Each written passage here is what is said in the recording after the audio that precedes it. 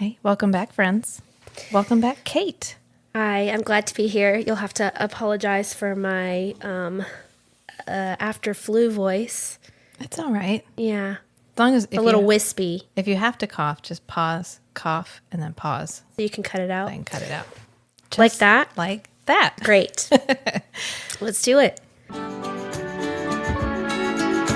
it hot in here or is it just me tuning in to hear these three chatting about fantasy novels of the spicy variety?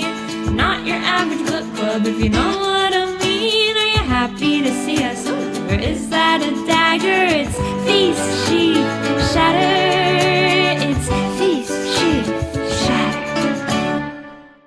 All right, so this is Book Talk with Kate, Winter Solstice edition for Sarah J. Maas's A Court of Frost and Starlight. Yes. Yes. So I'm excited to talk about this one. I have a lot to say. Yeah, I have a lot to say about this one too. And I want to start off by just saying I really like this book because we've spent 3 books with these characters. Yes. And I already like them a lot. I'm invested in them emotionally. And I like quiet time. I like how quiet it is. Yeah. I like that at this point with these characters, this is the first time we get where she's kind of transitioning us, right? Yeah. She's transitioning us to prepare for our next big story and to start to hear other people's voices.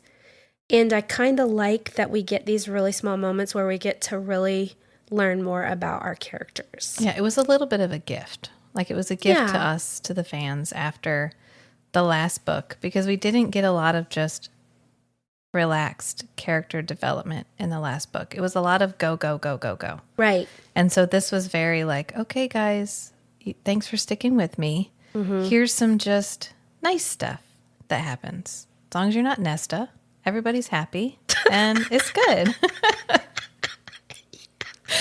Yeah. Yeah. Our girl, she is so if you really dislike Nesta, or you just know that Nesta is hurting. Yeah. I don't dislike her. I have always really liked her. I relate to her attitude and where she's at.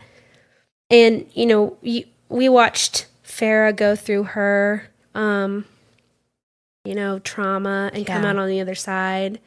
And so watching, we know Nesta, she messed up. Yeah. She got some stuff. And I love that she's a substance abuser. Yeah. And we straight on, I'm not ashamed to say it. I'm sober 6 years in January. Sobriety is a superpower. So congratulations. Thank you. And so Nesta's drinking, her habits, like she is like everything about her is so dead on with how people who are struggling with addiction and are struggling with grief and avoidance, it's all so right on that I love her. And I really think that she does a great job setting us up for A Court of Silver Flames, which is my favorite book. I don't dislike Nesta. I dislike the way Nesta treats other people. I think because historically, I would be the Feyre in the Nesta Feyre. And I would be the Nesta. So I'm like, ugh. Yeah. Yeah, and I feel for the people that are trying so hard for her. And to them, at least, it seems like she's not receptive. Yep. And that's very real life. I also get frustrated that every time one of Sarah J. Maas's characters is going through something emotional, they get really thin. Yeah, because that's not how I handle my grief. I'm quite the opposite, but they have Faye metabolism. You've lost so much weight. And if I was going through stress, it'd be like, oh my God, you've put on so much weight. I get why she doesn't, because as an author, how do you write that? convey How do you write that without your book getting canceled? delicately? Yeah, where you're like, oh, well, they've just been binge eating Faye pastry for the last 6 months because Nesta's been eating her feelings. Like, I want Nesta to eat her feelings. She's been drinking her feelings. Yeah, she's been drinking it, which would also, for me, lead to not being thin. But right. Hey. Right. Same. Yeah. Also, you know, I love that there's no shame around women having as many partners as they want. Yeah. No shame around, you know, we know that Nesta is not only not talking to any of the inner circle, she is actively out there basically partying every night, playing cards, banging dudes. Yep.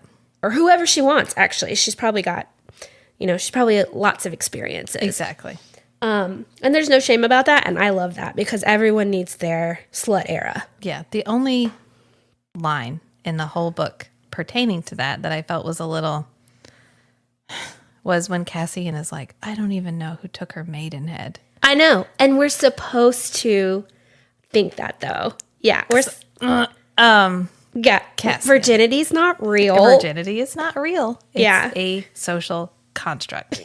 You don't get it taken. You don't give it away. Are you sure you don't want to cut this out? Because we're getting a little bit on this.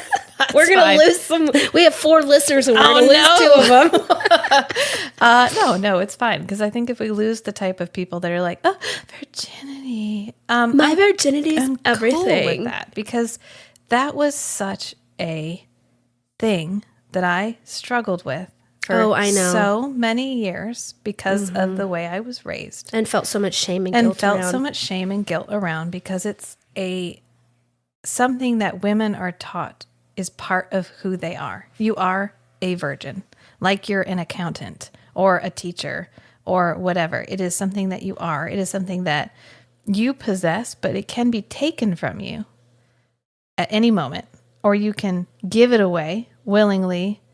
And it's like, it doesn't exist. It is literally just it's an experiential physical encounter like anything else is. Like learning to ride a bike or learning to use roller skates or whatever. You're bad at it the first time. It's fine. I didn't lose my virginity to my roller skates. Nobody talks about like, oh, you're going to get emotionally attached to that bike if you ride it too often or whatever. We put as especially, well, I get, okay. So I understand the emotional attachment involved in intimate relations. I get that. And I understand. Well, and some of it's hormonal. I mean, our bodies are made to connect with people. Right. And I recognize that it's not a one-to-one Some comparison. people think it's a soul exchange, an energy exchange. You can put sex on any pedestal you want to put sex on. That is fine. That is yours. You do that. That's part of who you are as a person. It's part of the experience you've chosen to have as a person. It's part of who you are. But the way we attach shame to whether or not a woman has had sex before or not had sex before is something that we all need to move past. And the only way we're going to do away with the like slut or whatever, any other derogatory term that we assign to women who have a lot of sexual encounters is if we get rid of the idea that sex changes who you are. Yep. That the first time you have sex with whoever, the first person that you hand your V card to gets to keep it. And they have made a permanent mark on who you are. Yeah, and it adds more value to them while retracting value from you. Because you have given them something that you once possessed. Right. And anyway, that thus endeth my rant about, but that's why I love it. It was a great soapbox. Thank you. That's why I feel like virginity as a concept, I agree wholeheartedly. we need to just let it go. Yeah. It made sense. And I didn't have the guilt and shame that you did. I was pretty like, well, whatever. I never really felt that pressure. Yeah. At all. I mean, I guess societally, kind of, but not really. I just was like, yeah, let's go for this. Yeah. That sounds fun. No, not at all. Which I don't regret the fact that I didn't have a large number of partners before Matt. Sure. Because I'm content with the sexual relationship that I have right now. But sometimes I wish I had had a slut era, or I'd had a time where I went out and learned more about who I am physically with other people. Right. But I didn't, because I married Matt at 20, 22, and I wasn't there. I was still suffering from the religious trauma that I experienced as a child. And so now that I've moved past it, I'm not in a position where I can do that again. Although I'm sure if I discussed it with Matt, He'd be like, sure. he'd be like, well, I don't know, but okay. Maybe when the kids are out of school. Yeah, but I can understand the idea of Or virginity. the house, I mean. The house, yes. But I can understand the idea of virginity when you didn't have contraception. Sure. And it was to protect lines and family, like especially in like a feudal system or any kind of system where everything's passed along via children, and you need your children to help on the farm, and you just want to make sure that there's one dad, or even all of that. That I understand. Sure. And which was the whole argument against contraception when it first came out, was, well, women are gonna be just doing whoever they want if we let them have free contraception. Yeah, exactly. Which, guys, that's not a bad thing. I don't understand. Okay, you know Amy Wong. Mm-hmm. Oh yeah, yeah. She has that whole rant where it's like, why do men leave women for trophy wives, but women never leave their husbands for younger guys? And they're like, because I just spent 5 years training that motherfucker. Exactly what I want. Right. Why am I leaving him for a 2-pump chump? Yep. And it's like, there is nothing wrong with everyone having a wealth of sexual experience, because then you bring a huge amount of experience to any relationship. Right. Especially if you're willing to listen and learn new things with new partners. And sex is like, good sex requires practice. Yes. And if you happen to find someone that you have great sexual chemistry with, I mean, there's still going to be moments where you have to learn what each other wants and likes. And, do you know Esther Perel? Have you ever read any of her stuff? Is that the, I think so. Mating in Captivity? She's like a relationship and sex, yes, I think so. Psychiatrist. I apologize psychologist. Anyways, therapist. Yeah. But she has a whole thing, a whole book in Mating in Captivity about differential preferences in relationships and how much work it takes. And it's not just like, oh, well, she doesn't want to do it, and she helps couples figure out how to come to these compromises and not let their relationships fall apart because of all of those things. And if we destigmatize sex as a whole, we destigmatize telling our partner what we prefer. Right. And women don't have to perform anymore. Yeah, you don't have to pretend like, oh, this is the first time this has ever happened to me. But I kind of like it like this. I don't know why I like it like that, but I do. And if you could just do it like that, that'd be great. Yeah. I don't know. I'm not sure why. I'm not sure why. It's just weird, but I don't know. I feel like possibly if you could just do this a little bit differently, we would we'd be more successful. Every time I laugh, I'm going to have a cough. So stop being so funny. I'm so sorry. It's fine. So I watched all of Fleabag because I was sitting on the couch one day and it was on, and I Are you realized bringing that right now? That's a whole pod. I'm sorry. No, that's fine. I'm like so excited about it. One point that I thought was really interesting. Wait, you hadn't watched it before and now you've watched it? Yes. Okay. So she has that first boyfriend that she's with that she breaks up every time she wants him to clean the apartment. Yes. And so they break up, and one of the things he stipulates when they get back together is like no masturbation.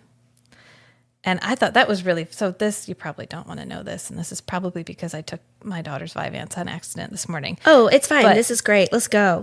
So Matt this and is great. So this is one of those things where like we've been together for a long time. So we've really had to work out.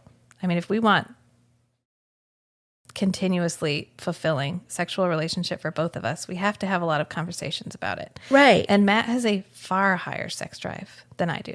The golden retriever? Yeah. Yeah. Which is nice. But I always tell him it's really nice to know that whenever I feel interested, we're good to go. Right. I don't ever have to be like, talk him into it. Yeah. Literally, I just have to look at him and walk towards the bedroom. And he's like, okay. Take the wagon. Yeah, that's great. Yeah. But one of the things that makes it possible for us to have our continuously fulfilling sexual relationship is like masturbation is a big part because he has a much higher sex drive. Right. I'm not always interested. Right. But I recognize that he needs far more like intimate relations than I do. Yes. And I'm not always willing to physically provide that for him. But Right. I'm perfectly willing to let him do that for himself or whatever, participate if he's doing it on his own. And so I thought it was really interesting that that was one of the things that he was like, we need to stop doing it because that way we'll touch each other more often. Yeah, and that was not real life. Yeah. That is not how it works. So I that was guy like, was stretching and what? yeah, that guy was reaching for reasons why they But were. it did lead to some interesting conversations with Matt, which I thought was like, is that a thing? Like, are people like mad at each other for doing that? I can't imagine it would be. No. Yeah. I don't think in a healthy relationship, you know, self gratification is really important. Yeah. It really is. You cannot connect with someone else if you do not know how to connect with yourself. And in Fleabag, first of all, I love that this is what you were talking about. I didn't know if you were going to go with that very first scene. With the Obama, yeah. the Obama laptop. Yes. No, well, I was going to say the very first scene of Fleabag is where she comes over and the next morning they do it in the butt. And she's just like surprised by it for the first time. I know. And she's like, do I have a really big asshole? Yeah. That's like I know. I love it. Did you see season 2 then? You saw Hot Priest and everything? Yes. I love Hot Priest. He plays in Sherlock Holmes? Yeah, he's Moriarty. Yeah. Yeah, his name is... Dude, I normally know his name. That ending was so sad. A Fleabag? Yeah. Oh, I know. Ending. But it's perfect. It's perfect. It's how life is. I need to watch it again. With the statue. The statue was my favorite running gag. Oh, yeah. Yeah. And she pulls it out of her bag at the end and she's like, and she just walks off with it. Or that fox, the weird fox. It's just such a good, it's so well written and she's so funny. Does it make sense why it's my favorite show of all time? Yeah. It's just complete. It's good. And compact and clean. And there's a beginning and an end and you love it. Yeah. And it's perfect the way it is. Don't mess it up. But circling back to... Oh, you mean to actually... to the book we're supposed to be talking about? Oh, that it's one? fine. Yeah. It's fine. It was the Maidenhead comment. It just took me in a place. Yeah, Took we me 10 to a minutes place. 10 minutes this way, which is great. I don't even know how to get back to the book. How do we get back to the book? We haven't really talked about the book particularly. Well, I mean, we haven't talked about it in specifics yet. It's pretty much just nothing happens. Yeah, and that's what's fine. the best part. I was thinking the way we could even break it down is just by talking about characters and what we kind of learn about them and where they're at. I mean, she's a very character-driven writer. Yep. So she creates compelling characters and then she just puts them in scenes and they do stuff. Yep. So it's really nice to see her just celebrate how good she is at creating whole, fleshed out characters. Yeah. And it was great to watch the city kind of mourn and see how the city is dealing with the attack from Highburn. Yeah. And Farrah going into the rainbow and this family donating their daughter's art shop to Farrah so that she can create this center for children to come in and learn to paint. And I love that there's this whole culture in this city. Because, they say, a town and a culture is thriving when the arts are thriving. Yes. Yeah. And when there's creativity and when people are creating and painting and making music. And so I think that's one of the things about Valaris that is so beautiful. And that Reese is doing such a great job as its figurehead leader, man. Because people are happy. They have their ability to paint and cook. And weave. And so Farrah getting her little store, what I thought Reese would in my mind, one of the things I was doing is, as I was reading, I'm like, oh, well, what should such and such get such and such, and like, what would good gifts be? And I really like the presents. In the next book, we actually get another winter solstice, and we get more presents. But so I thought Reese should have. I was like, he should just buy her this thing, but she ends up getting it, and he gets her a new mansion. A mansion, yeah. Hey, a river house. I know everything's suffering, and there's like a slum that I don't know how to like fix the slum. And instead of dealing with that, I think I'll just buy another estate. I think that's probably. I mean, that's the message I need to send as the leader of the city right now. But I think they do need an estate. I mean, their family's growing. Have we had the comment yet? I don't know if we've seen it yet, where there's like one passing comment where someone says to Reese, like, oh, you could lead all of Prithian. And anyways, I just think of it as, we obviously know that the Night Court is probably the best campaign. Yeah. For a well-run, unified Prithian. Right. And so we need a central abode for people to come visit. And a White House or a whatever. Yeah. A river house. A quaint river house. I do like how we discuss at length how cramped they are in the townhouse. Right. And they're like, and nobody likes the House of Wind because it's too far away. And it has 10,000 steps to get up, or you have to fly. And then there's wards on it. So when they fly up there, they have to fall in it. Yeah. I love that part. They're always like, and then you have to like drop. Yeah, they can winnow above it, and then they have to fall. Yeah. And I like that Moore was bad at gift buying. But not bad. Just so excited. Yeah. Yeah. So like everybody loved her gifts, but didn't use her gifts. Right. They all kept them because it was sweet she got them. Yeah. But it was like monogrammed towels and stuff. I love monogrammed towels. I mean, I would just use them like regular towels, or like fluffy pink slippers, and just really eccentric, like not even eccentric, just the gifts that you don't ever really want, but someone gives you. Yeah. The one thing about the winter solstice celebration that ground my gears a little bit is they make the cake, which is great for Feyre's birthday, because Feyre's birthday is Christmas, which kind of sucks. It's winter solstice and her birthday all at the same time. And so they make the cake, but the cake isn't just about her. It's about her sisters and her, because they decorate each tier of the cake like she decorated the chest of drawers, which is, if we were celebrating like, hey, we won the war, isn't it great? Or we had a celebration that was like Siblings Day. Sure. But we have to make the cake about everybody just to like twist that knife of like, look, this is Nesta's lair. Too bad Nesta's not here. And we all failed her. Nobody failed Nesta. I know, but you know what I mean? Where it was like, this was Feyre's moment. And instead, Elaine made it about all of them. Yeah. Because Elaine decorated the cake. Yeah. I didn't feel that when I was reading it, but I could see where you're coming from. And just making a day that she already has to share with so many other things, less about her. Less about her. Yeah, I could see that. I think Elaine was trying to nostalgic. say, I recognized what you tried to do for us. Like, I recognized all of what you did for us. You didn't just provide for us. You really tried to give us a life.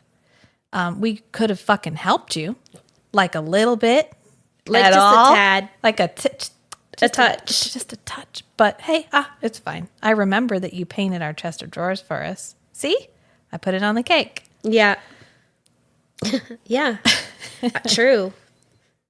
Yeah, I'm thinking about how Farrah responded to that, and she thought it was sweet. She thought it was sweet. Yeah, she saw it as a homage to like what she'd given them. Like a thank you for what she'd given them. And kind of to me, I saw it more as a like taking her art and putting it on the cake. So in my mind, it was less about the three of them as like one of the first ways she expressed herself via paint, and like took that and put it on there. So it was more like, look, this is your artwork on this beautiful cake. Yeah, that's funny. What did you think about, so we did get, if we were talking about Moore, you mentioned Moore. Yeah. And her bad gift giving. We got a little bit of Moore in this book. She owns her own estate. Yes. That no one knows about. Right. That she's had for 300 years. And that's kind of it, really. That's all we get. We only see her and her perspective is third person, which I thought was really interesting. Yeah, I thought that was really interesting. Her and another character is third person. It might be Cassian. Maybe because, I don't know, but it was just strange because everybody else was first person. And then I think actually Nesta might have been third person limited too, where we saw it third person, but only from their perspective. Explain what that means. So you have third person omniscient where you can head hop. You can see other people's thoughts all in the same chapter. And then you have third person limited where I am seeing everything from Kate's perspective, but I'm not Kate. So Kate walked in the door, Kate whatever, but Kate doesn't know what everybody else is thinking. Right. It's just we're talking about Kate in the third person, but we don't see anybody else's perspective. We're limited to her perspective.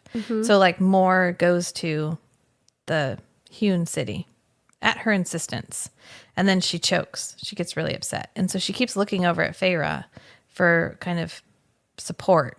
And we see Feyre's expression, and she interprets Feyre's expression, but we don't hear what Feyre is thinking because we're only seeing it from Moore's perspective. Yeah. Well, okay. So is it Feyre and then Rhysand that are in first person then? Yeah, and one other was in first person, but I can't remember now. But like some of them are in third person limited. Nesta some of them had a first person. was hers first person. It might be just setting Nesta up our has narrators. only one little moment, and Yeah, it's her right little after her and chapter. Cassian. Yeah. And they share that chapter. Because I kept trying to go back to it. I re-listened to that part like 3 times this morning. Just kind of going into Silver Flames, trying to get a glimpse at the way we just get a little bit more Cassian.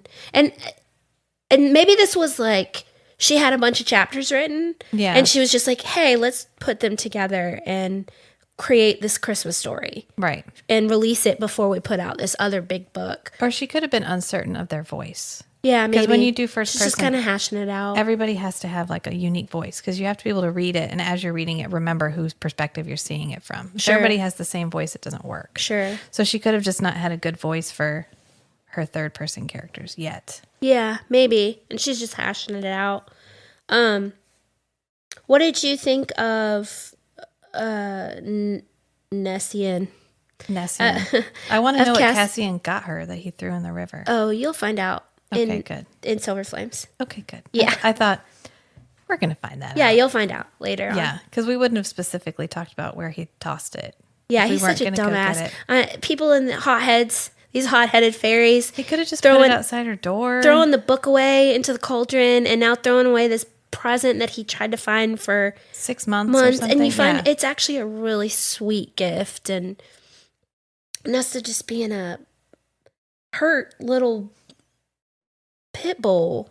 I know. And I like how we more or less invented a slum for her to live in. Yeah. Because every other mention of Valaris, we never talk about it. Yeah. And then all of a sudden, she's living in like this slum. Mm-hmm. And very combative, very standoffish, very frustrating and alienating for someone who then follows up her snarky comment with, oh, and don't forget my rent is due. Yeah, I mean, she's in a bad place. She's just angry and mad, and in all honesty, I understand those feelings a lot. Just being, I think she just is in one of the things that addicts do, people who are abusing substances, is you're a victim. Yeah. Everything happened to you. You didn't have any control over anything. You're not even able to help, right? So she just thinks that she's constantly annoyed and pissed off at everything. Yeah. Because it's all happening to her. To her. Yeah. Like, I'm a high fae because of you, so you're going to pay my bills. And you know what? Honestly, yeah. Rhysand, give me that money. I mean, I'm fine with Rhysand paying her bills. Yeah. Besides the fact that Feyre always basically paid her bill. Everyone's always paid Nesta's bills.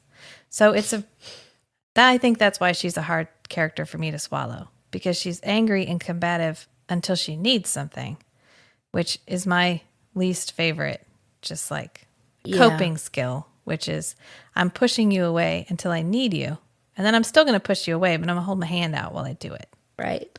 And so I'm looking forward to reading from her perspective in the next book. Yeah. Because I understand Sarah J. Maas is generally so excellent at creating fleshed out characters. And Nesta has continuously just been this two-dimensional, angry. Everyone refers to her as a Pippin's food. Is that what that was? Yeah. Everyone refers to her as like a queen, the cold queen. And I just don't. Well, and you know, two-dimensional, we haven't seen her inside. Right. And we get a little bit of a glimpse at it today. And I think today, I mean, in the book, right? Yeah. And we get that tiny little hint of, I was being combative, but on the inside, I was like, oh my God, you care? Oh my God, you followed me home? Yeah. So this whole time, she's been, ew, why are you here? Why is he coming? And on the inside, you're like, oh my God, it's Cassian. He is the finest thing I've ever seen in my whole life. And oh my God, the things I do to that boy. You know what I mean? Yeah. And so you do get so much more of a glimpse of what's going on in her head. Do they, have they pointed out that she reads fantasy novels yet? Yeah, smut. She reads romanticises. Yes. Yeah. She is the reader. Yeah. She is the reader. Like, she reads smut all the time, like romance. Because that's what Elaine gets her, is a book series. Books, yeah. Yeah. She loves it. She eats it up. I'm like, yeah, me too, girl. She's probably reading Ice Planet Barbarian over there. She could be. I think Elaine would, or Nesta would benefit from Ice Planet Barbarians. Yeah, she would. So would Elaine, because, I mean, come on, Elaine. Yeah, and Elaine is really two-dimensional. Yeah. And I'm sure we'll get I think the next book is an Elaine book. I feel for Lucian. Same. Because he's really trying to just give her space. I know. And she's like, Oh, this leads me to the one section in the book that I really felt took me out of it. The whole rest of it, I'm along for the ride. But when Feyre is talking to Lucian and she is just insulting him over and over and over again. And all Lucian did was just like show up with presents. And she's just like, everything she says is like a sarcastic, backhanded, just asshole comment to Lucian. And he does not deserve it in this moment. Yeah, I think that they're shitty to Tamlin and Lucian. Yeah. I'm done with her hating Tamlin at this point. You have everything. Yeah. He has nothing. Yeah. Don't rub his face in it. And then all Lucian is doing is trying to continue to be a good friend to someone who saved him. Like, he has seen Tamlin when Tamlin was better than he is right now. Yeah. And he knows that Tamlin can be better than he is right now. And he's willing to put in the work to try to lead Tamlin back. He's not willing to give up on his friend, even though everyone else has. Yeah. And she lets him have it for it. It gives him so much shit. And then Elaine walks in and she's like, oh, he's here. Yep. And so Lucian, who she invited to be here and she's generally pleasant to, she's just an asshole to him. Feyre is in this section. And it's totally out of character for her. It's the kind, you would never expect Feyre to say that kind of stuff. I mean, you might expect her to make those points in a more diplomatic way, or fire back if he says something. She might fire back a snarky comment, but she's just all offloading, and he's not giving her anything to work with, and she's just continuing to insult him. Yeah. And it was a painful section to read because that didn't feel like Feyre, and she doesn't even acknowledge that she's being Nesta in this situation right here where she's talking to Lucian. She's just like, I wonder why he left.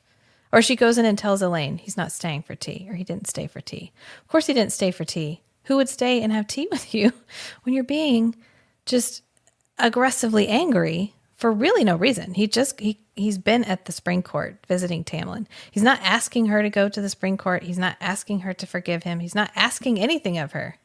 And she's just like, yeah, she's 21.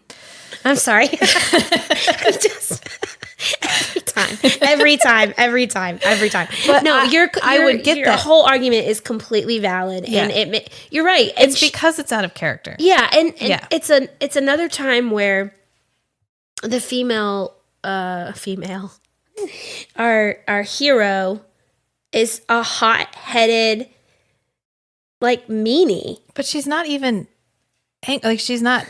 There's no lead up to her being angry. Yeah, she's just out of nowhere. Maybe she's out of having nowhere. a bad day. I don't know. Maybe she's in her fairy period because they have really bad periods Twice a year. Yeah, they get real sick. I love how there's no cure for that. We have literal fucking magic, and still no one has put any effort into figuring out how to not suffer. But that makes sense. It's hard for them to procreate. It's hard for them to reproduce. So, I mean, there might not. It's just like there's no, magic never can mess with love. Yeah. Magic also cannot help a woman's menstrual cycle. Yeah. Speaking of fairy menstrual cycles, Yeah. so we talked about this a little bit off pod, but I don't think we brought it up on the pod, which is in the very first book, we established that high fae don't come of age. They don't fully Oh my mature gosh, until yeah, they're we like did talk about that. 75. Yeah, but who says that? Tamlin. Says they don't mature till 75. Well, they're not like physically mature till they're like 75. But what does physically mature mean? Well, but that's when we had the discussion about like, are you a baby for like 10 years? So I think because Tarquin is 80. 80.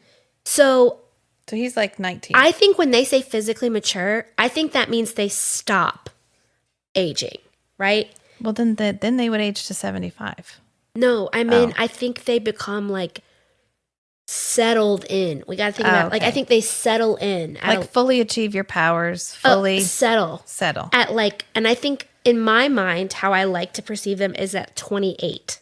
Okay. I think they are somewhere in their late 20s, right? About physically 75. looking. Gotcha. But I don't think that they're babies for 10 years. No. Because I just can't have it. Because my point here was that all of these women, Moore included and several other women we've all talked to, have their like first menstrual cycle at like 13. at like a normal human age. Well, I think Moore is like 18 or 19, something like that, because it's the same. She gets it, and then she goes off and has sex with Cassian, right? And then she comes back, and so she's only like 20 or something. So if you're not fully mature until you're 75, or you're not settled in until you're 75, you literally get your period when you're like 6, like emotionally and physically, like pre-puberty, like 6 to 10. I think they age similar to humans. They just settle into their powers in full at 75, right? I mean, okay. I think this is something where it just wasn't fully thought through. No, probably not. Because if we make them like 45 when they have their first menstrual cycle and then something terrible happens to them, we don't get the same emotional impact as like a teenager. Right. Having something dramatic happen to them around their first menstrual cycle. And it's possible that the women mature faster, and Tamlin was only speaking about men.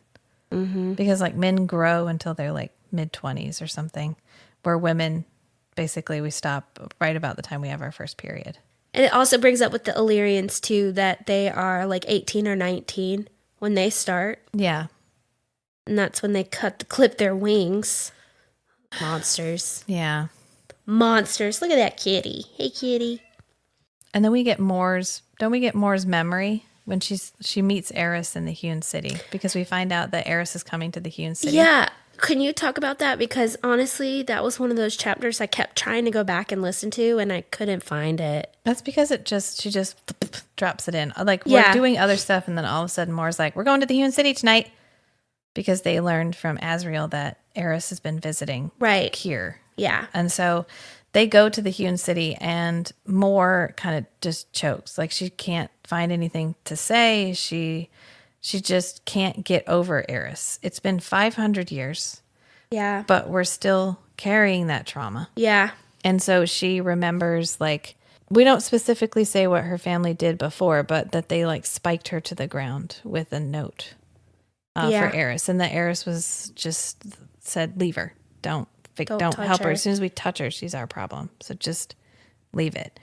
Which Eris had quite a bit of dialogue in the previous book about, you have no idea what it's like to have the dad I have and what I've had to do to survive. So she's trying to paint him as a slightly sympathetic character.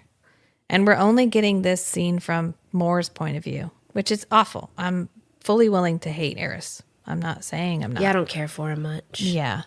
But it's one of those things where she's giving us she's giving him an out. So I expect we're going to see more of Eris here soon. Oh, sure. Yeah. Yeah, He's definitely a player in the next book. Yeah, because we're giving her we're giving him a backdoor. We're giving him a way to, well, I didn't do that because I knew you'd be our problem, and then I'd have to take you home.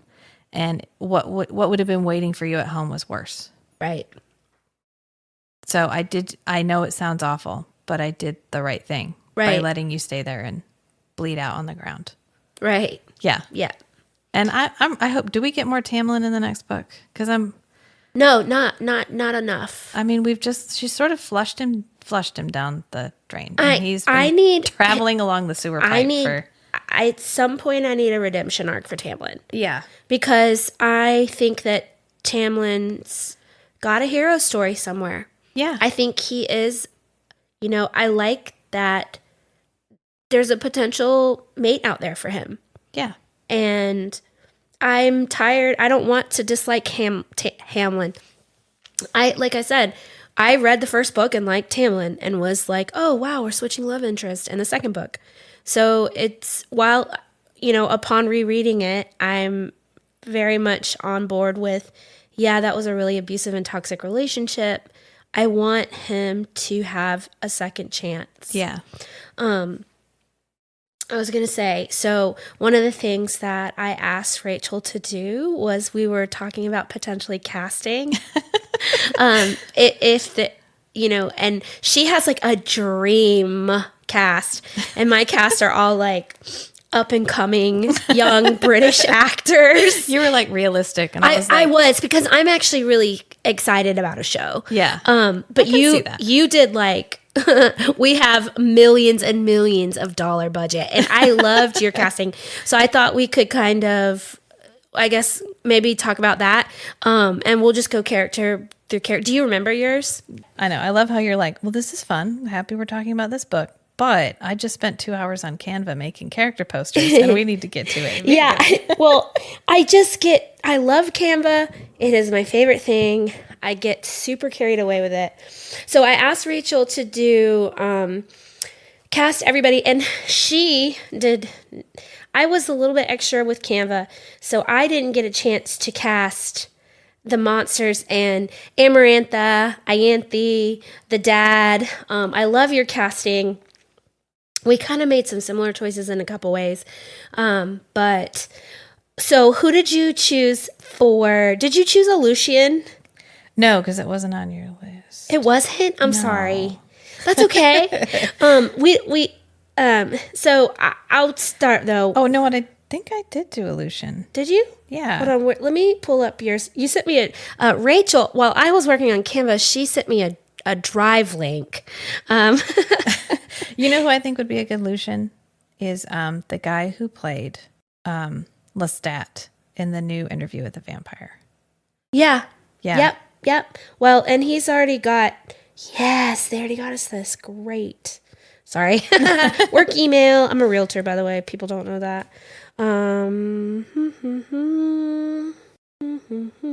Because I think he would do very good for at first I'm super charming, but then in situations where I'm doing something that is objectively difficult to swallow for the audience, where I'm backing the boy and not backing Feyre, like where he sides with Tamlin. I think he would do a very good job of coming off as sincere but borderline creepy. Yeah. Well, and I like your thinking around that, which is how I was also thinking of him, and which is why I chose Jamie Campbell Bower, Have you ever seen him in anything? I have not. So he plays Vecna. He plays a bad guy in, I probably just ruined that for you. Spoiler alert, if you haven't seen Stranger Things season 4. I haven't. Sorry. It's okay. I'm probably never going to watch it. Okay, cool. Well, anyways, just heads up, put a spoiler warning in there. Okay. I will. Thanks, producer.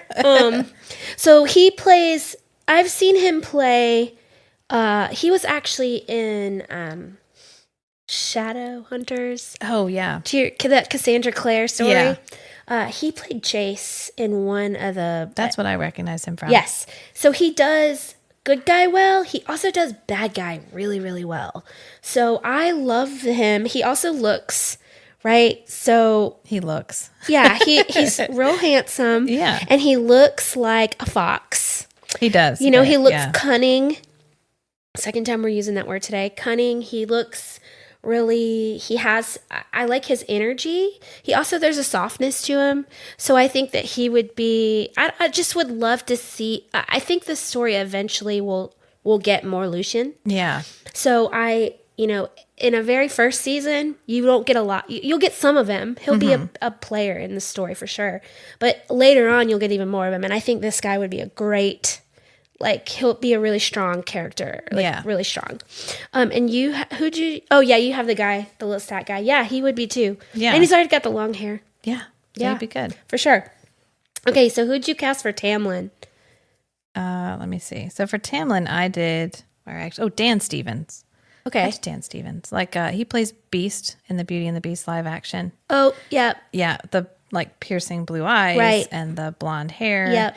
And he plays in another movie where at the very beginning, he's a sympathetic character. I think it's called The Guest. Okay. But he's like a fellow who comes to visit this family. And he claims he is like the best friend of their son who died. Sure. Passed away in Iraq or Afghanistan or one of those. And so at the very beginning, he's like a really sweet, I'm just trying to, be with the family and tell you some memories of your son or whatever. And then as time goes on, he gets creepier and creepier and creepier. And by the end, you find out he's like a serial killer. But he does such a fucking amazing job of playing effectively the same character, but just giving us a increasingly creepy version of it. Yeah. So I think he could be the romantic, blue-eyed, handsome love interest, and then he could very easily transition into the my love is literally killing you. Yeah. I hear that. Yeah. Did you ever see the first Top Gun? No. Gosh, we're going to have to do a series of classic movies that Rachel's never seen. Yeah. So this isn't even about the first Top Gun. This is about the second Top Gun Maverick. I watch a lot of movies. I go to the movie theater often. One of my favorite movies, top 2 of 2022, is one of them is Top Gun Maverick. It is the best sequel I have ever seen. A lot of people don't like Tom Cruise. I think he got a unfair rap in a time where the media got to make up a lot of shit about people. Yeah. But it is his best movie ever. It really is. I have never seen a movie wrap up so nostalgically. He plays a real human. I mean, the man cries in the movie. Oh, good. Like a real man. Like a real man. Like a real man. Yeah. Like a 55, 60-year-old real man. Yeah. It is a beautiful movie. The cinematography is fantastic. The jets, I don't even like jets. I don't like spy movies. I've never seen a Bond film. A guy friend of mine is like, what? Yeah, I'm not into it. But this movie is just, and I'm going to say this because I don't feel like you're going to run out and watch Top Gun Maverick. It's a feel-good movie. You leave that movie going, dang, I wish it wasn't over. That was great. I've been thinking about watching it. It's really good. I do recommend watching the first one first. Yes. Yeah. The first one's great too.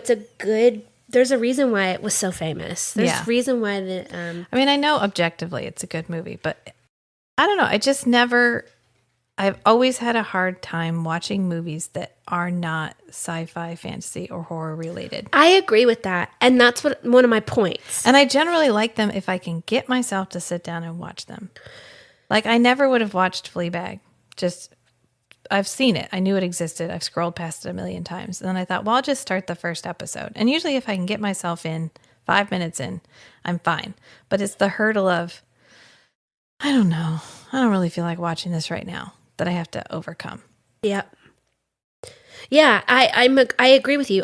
It's not my typical kind of movie either, but I loved the first Top Gun. I grew up watching it. It was one of those movies that if it was on TV, I stopped and watched it. I've never disliked Tom Cruise. I think Edge of Tomorrow is a great movie that I could watch over and over and over again. Do you remember that one? No. With Emily Blunt, where they have to relive the same day over and over again. It's like Groundhog's Day plus battles plus aliens plus bad bitch Emily Blunt. So we need to watch it, is what you're saying. It's awesome. Yeah. It's great. It's super sci-fi. You'll love it. Yeah. I like Oblivion. He's in Oblivion. I don't mind Tom Cruise. I try not to be concerned about actors' personalities or personal lives unless they are actively like pedophiles or sexual predators. If you're that. Supporters. It's fine. Yeah. If you're that. Yeah. Or you support that. Yeah. Then we're no bueno. Yeah. But if you're just quirky or even mean. There has been some, like, since we're in 2022 now and people are like calling out how problematic certain ways that actors were, like Brendan Fraser, who is everyone's favorite person, but he was like blacklisted, and his treatment when he was younger was, I mean, they're calling all that out now and saying they just ruined his career. Yeah. And now he's getting this second chance. And did you get to see The Whale? I haven't yet, but I do love Brendan Fraser. Yeah, I know. Yeah. Everyone does. And so he's getting this like second chance, and Twitter loves him. Everybody is obsessed with Brendan Fraser. I miss Pauly Shore too. Did he ever do anything bad? I don't think he did. I think he just had his moment. He's one of those 90s actors that... Yeah, well, where is he? Bring him back. They had their moment. Like Adam Sandler. He was really like... Adam Sandler's more than a moment. But because he redefined himself. Sure. Yeah. So he had his... I mean, he has his like... I mean, he's not like Billy Madison anymore. Yeah. He has that era where all of his movies are... Happy Gilmore. Basically the same. Right. He's the same sort of really difficult to watch now character. Oh, yeah. Yeah. And then he had like, okay, I see the end is coming. And I need to switch it up. I need to do something different. So he did like Punch Drunk Love, which Sorry, I really didn't mean love. to kick the table. And he did Spanglish, which he's really good in. Yeah. And then it was the same thing with who's the guy who did Austin Powers? Mike Myers. Mike Myers. Mike Myers had his moment. And then he really failed to redefine himself. And he created one too many of those movies. He really didn't see that moment had ended. And then he made, I think it's like a Love Guru. And it's just unwatchable. And he really... Unwatchable / sounds watchable. So unwatchable, you have to watch with one eye open. Oh, yeah. It's one of those ones where a lot of cultural stuff is played for laughs. And he's supposed to be, I don't know. Yeah, I hear you. I get it. Mike Myers stopped being funny. Yeah. And he didn't realize it. Yeah. He didn't know he didn't have another note. Right. And Adam Sandler did. Yeah. And then the same with Pauly Shore. Pauly Shore had his And he only had shtick, one note. Yeah. And he really failed to. That's funny. We're going to have to bring that back because I almost cast very, very differently for Morgan. And we'll talk about that in a second. But I want to finish talking about... Okay. Sorry. Yes. No. That's fine. Circling back to Top Gun Maverick. Yes. Best movie. Everybody watch it. I love it. I watched it last night. I won a 65-inch TV at my employee Christmas party. Yeah, thank you. I love it. You're like, for me? Yeah, because I'm a hobbyist TV watcher. I watch a ton of TV, so having a nice TV feels really good. But first thing I had to watch, Top Gun Maverick. There's my pick for Tamlin is in that movie, and his name is Glenn Powell, and he plays the like jackass.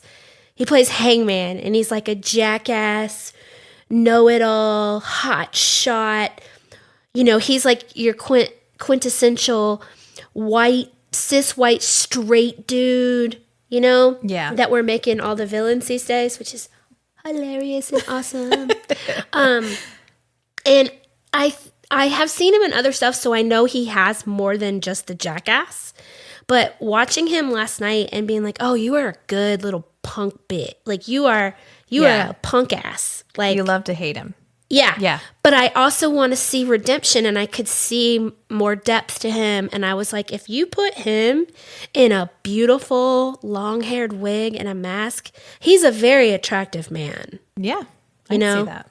So that in watching Top Gun Maverick, I chose Tamlin last night. Who did you choose for? Oh, I guess we can talk about this now. Morgan. Morgan, I did Margot Robbie. Yeah, Yeah. that's like star power. I did. You said cast it, so I was like, No, you did it. Here we go. And I was more like, I went a different direction, which is completely fine. So when I initially, and Margot Robbie would be a beautiful Morgan. She's funny. She can do humor really well. Morgan is so bright and bubbly. Yeah, and she does that really good line of,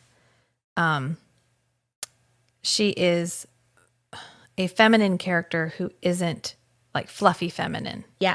Yeah, she does the really strong, really good feminine characters really well. Yep. Yeah, which I feel like she's one of those women that she's extremely beautiful, wears beautiful dresses, makeup, jewelry, but also loves to knock back a fifth of whiskey and kick the shit out of somebody. Yep. Yeah. Yeah. I chose Cynthia Addai Robinson, which she was recently in Rings of Power, which you did watch. I watched part of it. She was the queen of Oh, yeah, the queen of Numenor. Numenor. Yes. She was Numenorian. She was good. She's beautiful. Yeah. And so I just chose her because I loved the way they styled her. in Rings of Power. Yeah. Yeah. Yeah. I know. Well, she's tall and she's stunning. Yeah. And they describe Morgan as if Reese is the most beautiful man they've ever seen, then she's the most beautiful woman that Farrah had ever seen. So I just thought she would be a really powerful. I haven't seen her play a like Bright and Bubble, but she probably could. Yeah. Anybody could. But my first casting for this, you're going to think was Rebel Wilson. And let me tell you why. But then I realized the tone would be really weird. Yeah. I really love that she has come on a journey and has changed her body and really rediscovered herself. Yes. She's recently come out, and did you know that? I did not know that. Yeah, she's dating a woman. Oh, okay. Yeah. Good job. Which, great for her. Yeah. But I was just thinking, if Rebel Wilson could do dramatic roles, this might work for her. I just don't think we've seen her in them. We haven't, but I also don't think she has them. And when we were talking about being one note, so I changed my mind. Because I was like, I don't think we could get the dramatic role, the depth. Well, it's like Will Ferrell. Yeah, but you wouldn't think until he was in someone where you can hear his own narrator. Yeah. Stranger Than Fiction. Until he was in Stranger Than Fiction. The one with the apple on his head. Remember that part? Yeah, never mind. He has an apple on his head in the front of the DVD. Oh. I don't think it's actually in the movie, but there's like apples because they roll down the street or whatever. Until he was in Stranger Than Fiction, I would not have told you that I thought Will Ferrell was a good dramatic actor. Right. But that's one of my favorite roles that he's in, is Stranger Than Fiction. Right.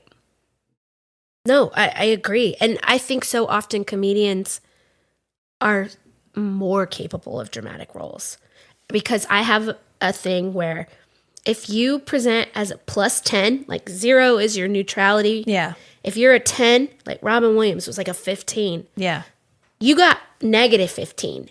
It swings. You get the whole range. Which is why so often people that are the brightest, sunniest, fill the room with energy are also the people that we lose. Yeah. Because and as a person with a large personality, I also recognize my personality is really large, but my dark side is just as much. Your needle swings a little wider. Yeah. Yeah. Your needle swings wider. Right. That's great.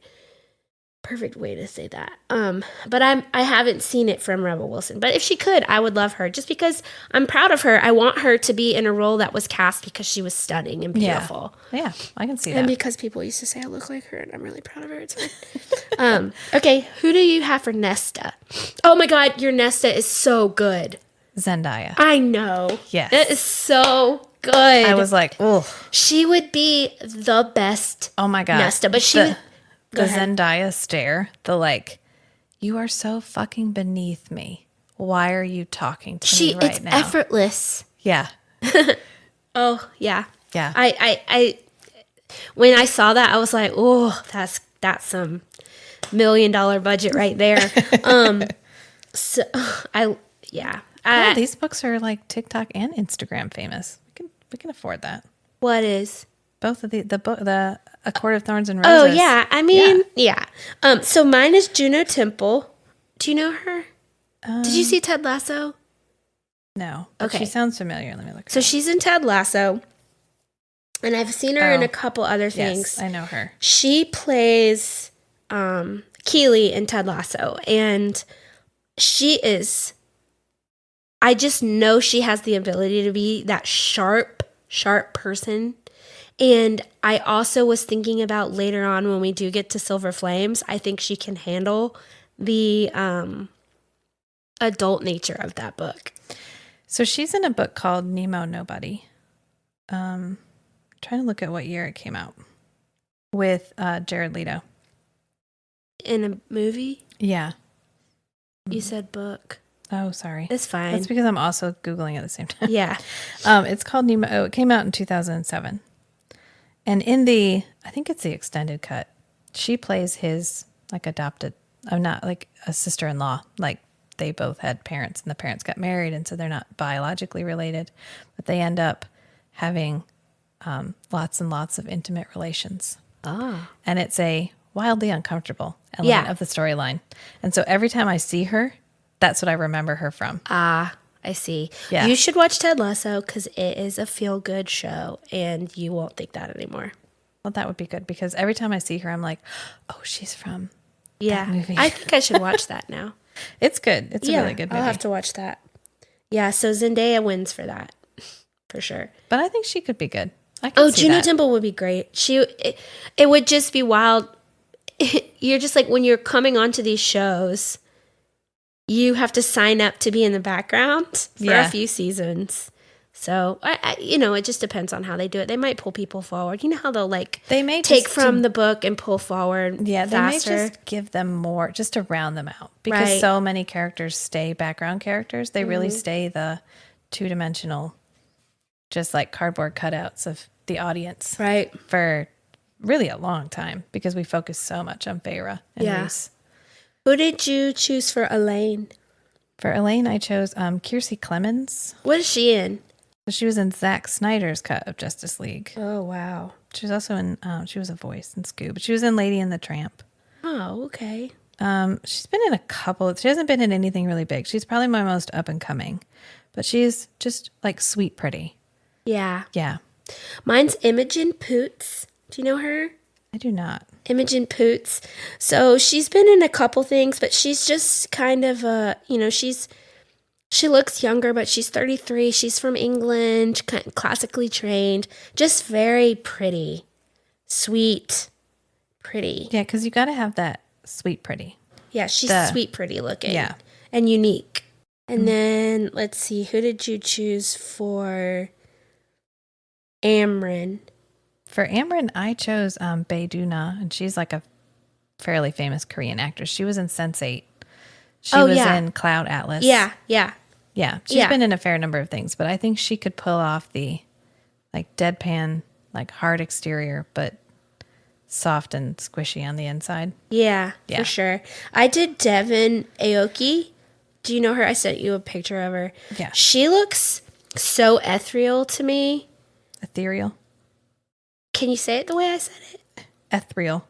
Ethereal. Ethereal. Ethereal. She does. She has a very... like angel. Yeah. Like she's a secret angel. A striking look. Yeah, like she looks like she could be a dragon or an angel. Yeah. and she's just very, I don't know. That is in my mind when I was reading Amren, without knowing it. This is kind of what I pictured, and I casted her based off how I pictured her in my mind. I don't know her background enough to know whether I think she could pull off the like weight of the role. But who did you choose for Cassian? Chris Hemsworth. Yeah. Yeah. Because he could do the hunk and he's with a funny. heart of gold. Yeah. But not necessarily the brightest bulb. Yeah. So I would go Cavill for Cassian. See, we switched. I know. Yeah. I didn't pick him, but in before I went like up and coming cast versus you got budget for days cast. Yeah.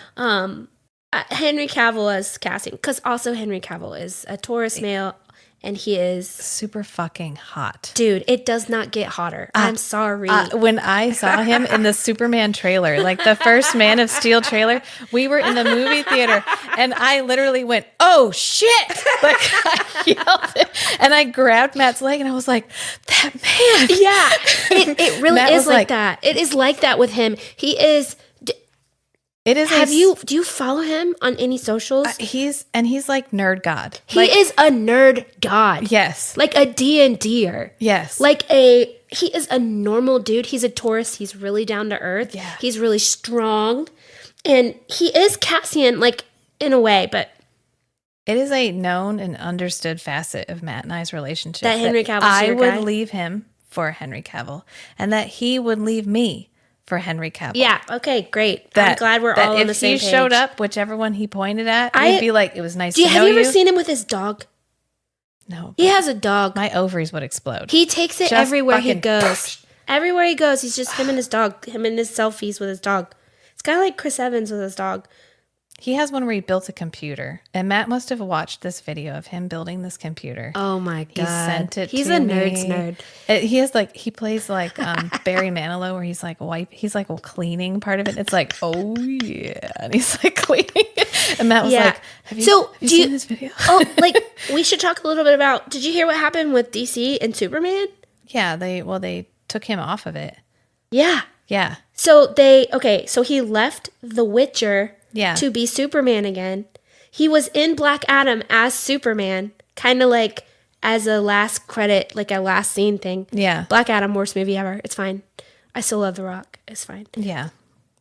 But then when James Gunn came onto DC, he was like, nah, scrap that.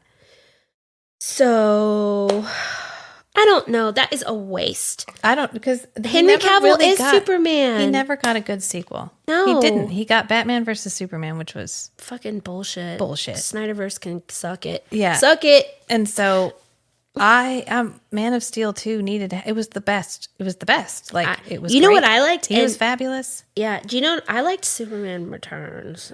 I didn't mind Superman Returns. You know why? Because it was like a love story. That's one of those movies where I watch it and I'm like, oh, that was really good. And then I go read reviews and everyone's like, oh, it sucked. That's because a bunch of dudes. And I was like, well, why did it suck? I don't understand. Oh, because it was a like emotionally powerful movie and story with a son. Yeah. I love that movie. I thought it was great. I've watched that several times. Fucking dudes ruining the world. It's fine. Okay. Cassian. Okay, you did Chris Hemsworth. Yeah. So I see you. He's too much Thor to me. I had somebody else in mind. Like last night when I was going to bed, sleeping, like getting ready to go to bed, and it was a British guy. And I remember thinking, well, that'd be good because then we get like the British look for both Azrael and Cassian. Yeah. But I can't for the life of me. I was like, oh, that's perfect because I kept thinking Chris Hemsworth, and I was like, I don't really want to because he's kind of old. He's Thor. Like I wanted him to be somebody different, and I've seen him too funny. They play him too funny these days, and I need Cassian to be a little bit more broody and darker. So I chose Noah Centineo. Have you seen him in anything? He was in that show, Kissing Booth, or one of those Netflix, like, young. But what I saw him in was Black Adam. Yeah. And now he's in, this actually happened to be a coincidence. He's in this new show called The Recruit on Netflix. Yeah. That I just started watching. And he is hot in like a very traditional sense.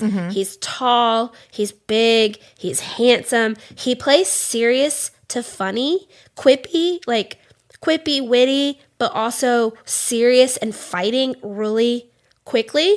And there's also like a depth and I've seen him do that that thing that him and Nesta have where it's unrequited. Yeah. He has good eye, he does that well. So he's the whole package. He is. Yeah. And you put him in a wig, a nice long wig, and some big old black wings. He's one of our bad boys. He really is. And I think he is. He's a little young though. He's like 26, but you know, these high fae, they stop aging anywhere between 26 and 30. Fine. As long as he can seem older, it's fine. I think he could carry himself as wow. Yeah. So that's who I would choose for that. How about for Azrael? I did Henry Cavill. That's I know. what I chose. Because I would love to see him as a dark He character. would do dark well. Because he's sort of there with The Witcher. Yeah. But he's sort of there. But I kind of want to see him with just like a dark, like dark hair, dark, all the things. Yeah, he can do dark hair. Yeah. Yeah. He has dark hair, obviously. But like scruffy dark, where he's just a little bit like, you know what I'm trying to Emo. say. Emo. Yeah, emo. I think the word you're looking for is emo. I want to see emo Henry Cavill. Like, if he ever played a vampire, I would just die. I would just your parts would fall out. Just be like, I'm sorry, honey, but you're never gonna do it for me ever again. Never again. I just have to pick. I'd have to print out a picture of him from the movie. Has he not played a vampire? No, I guess not. Nope. He was going to play in the remake of Highlander. They're remaking Highlander? They were going to, and he was signed on to be on it, and they were supposed to start shooting this year. He was going to be Duncan? Duncan? Yeah. Connor. It's Connor in the movie. Yeah. Who's Duncan? Duncan is in the television show. Oh. They're not the same character. Oh. Duncan and the television show McLeod and the movie McLeod are two different people. Okay, he was going to be Connor. Yeah. Instead of that oaf we got before. Right. Like, oh my God, my I God. was here for it. I Yeah. told Matt, if they just put him in a kilt, gave him a sword, and just filmed him running around Scotland, I'd be like, okay, that's fine. We just clip that together and I'll watch it. Yeah. It would be yeah. Yeah. I love that he gets really excited about like the nerd franchises. Yes. He like recognizes He's here for us. I know. Because he's one of us. He is one of us. He's just the super fine version. Can you imagine him as the guy from Legend? Like the bad guy? Yeah. Oh God. You mean the He wouldn't even need a bot. He just you mean the paint him half red. goat Satan man that Yeah. gave me my first clip boner before Yeah. I knew my body could do that? Yeah, that Yeah. one. Okay. Yeah. So for Azrael, I did Taylor Zakar Perez. So this guy, I've not seen his work, but I ran across him looking at actors, and this is exactly what Azrael looks like to me. Like exactly. Like yeah, I can see that. beautiful features. He's got those like soulful eyes. Soulful eyes. Like Iranian men look like what are they called? Illyrian? Illyrian to me. So as I was watching the World Cup and I was watching the Iranian football team, I was like, oh my God, these guys, this is what Illyrian soldiers look like. And now we know why Kate watched the World Cup. I watched the World Cup because of all of the men holding little kid hands. Now that's, yeah. And because it is, it's really fun. They're smoking hot and emotionally available. And they cry when they win, and it's beautiful. And they sing their national anthems with like pride, like genuine feeling. And most men in other parts of the world have feelings, and they're emotionally Yeah. like, dude, when Argentina won and those men immediately started bawling their eyes out, I was just like, oh my God, this is the hottest thing I've ever seen. I don't know if you listened to the Train to Busan episodes, but in the haven't yet. alternative episode, Because I want to watch it first. Well, in the alternative episode, Matt and I went off a little bit about Korean dramas or Korean media. And one of the reasons we love it is that the men will cry. Like they'll ugly cry. Yeah. And Matt loves that. And I love that because so often the portrayal of men, especially in Western media, is that they have to be this like stoic. I hate strong. that. And if they're not, then they're not strong. To me, they are arrested. They Yeah. have an arrested development. I was But watching a that's- show the other day, and somebody said something about their emotions, where they're like, she said, I have underdeveloped emotions. I don't cry, I have underdeveloped emotions. And I was like, yeah, that's not normal. Or that scene in Fleabag where the sister's like, oh yeah, I just take all of my tension and anger and frustration and just bottle it all up and shove it down, and then I don't ever have to think about it again. yeah, that's because that's normal. Yeah, that's super normal. All right, so we're down to the big ones. Oh, well, actually, let's pause for a second before we do Rhysand and Farah and do your bad guys, because you got to actually do your bad guys. And I thought about this a little bit on the way over. Okay, so who do you have for Amarantha? I did Jenna Ortega. I'm obsessed with her right now. I think Yeah. Wednesday is one of the best shows I've seen this year, at least. I think she could do but she's like cutesy enough. Like she's dark, but a little cutesy. So she's like pretty, but she could also be that.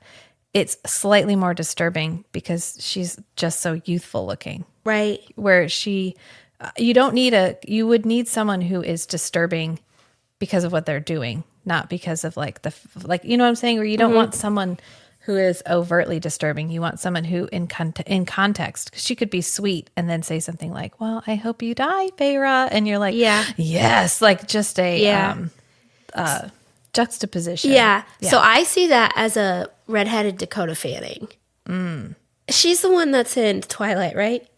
Yes. Yes. Yeah. So she's the little twin. Yeah. So she kind of does that villain type well. Yeah. So I could see her being in that, but Jenna Ortega, she's amazing. I would hate to kill her off. Yeah. But also good pick. I think she could make you love to hate her.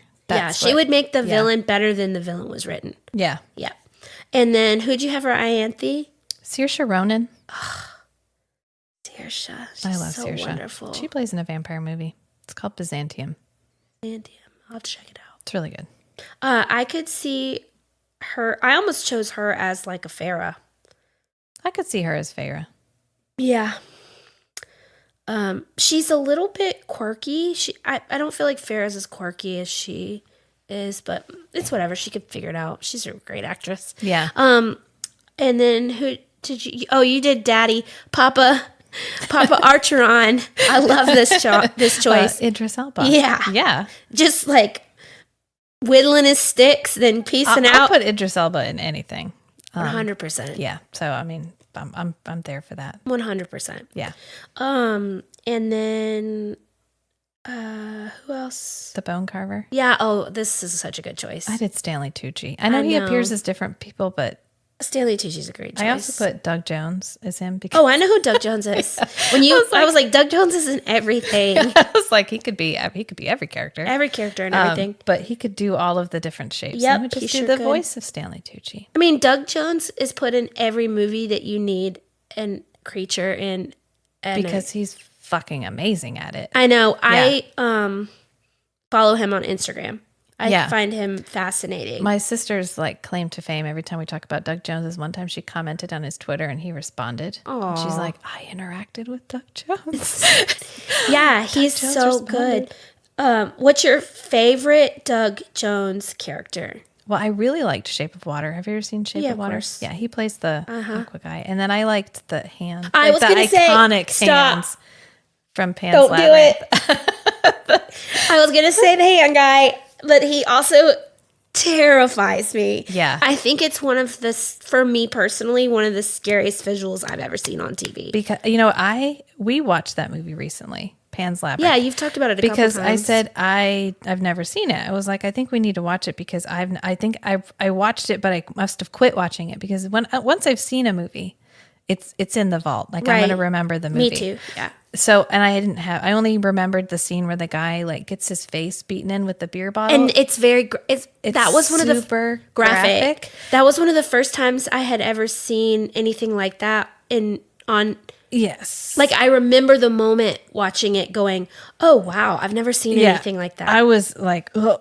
It was so hard to watch. You know what? And we were watching it, and this is the real point of my story was I had seen the whole movie, but I had like blocked it out because we'd get to a part and I was like, oh, I remember this. did I watch this? I had watched the whole movie, but it was so disturbing that I discarded everything but this one scene, which was probably my brain going, we didn't like this movie, Rachel. Please don't ever watch it again. So I went to watch it, and yes, he is terrifying. That scene where she's in there with the food. Nope. And then he grabs one of It's her the little fairy friends. The sounds and bites its head off. Yeah. I remember watching that movie and loving like literally everything Guillermo del Toro has ever done since it. I'm like, oh God, he's a master. It's a great movie because I can't watch it. Like, that's how good of a movie it is because it is so terrifying. Yeah. That I'm just like, I can't. And, I mean, I love the ending. I don't care if it's a metaphor or whatever. No. I was just about to say I hate the ending. I need it to be fantasy. I need that to be like what really happened. In my mind, I just was like, yep, she got to go to the fairy world where her dad and her mom were alive, and she's a queen and a princess forever. Yep. And that is how it ended. Yep. Oh, spoiler alert, guys, for Pan's Labyrinth. Yeah, you better put some dropping them all over the place. You're gonna have to do some work on that that intro. Yeah. Spoiler alert: if you've seen anything ever, it's on the table. We will. And he also plays in one of my favorite episodes of Buffy. Yeah. Hush. Yeah. He's one of the gentlemen. Yeah. So are you a Buffy person? I've watched Buffy. Okay, so you know that episode is the episode that got like Emmy nominated. Yeah. And that I just remember this story about this, but I was never a really big Buffy person. But the head writer was pissed off about people saying, there was people who were saying how good Buffy was, and they were like, well, it's always such and such. He was like, okay, well, I'm going to write an episode where no one says anything.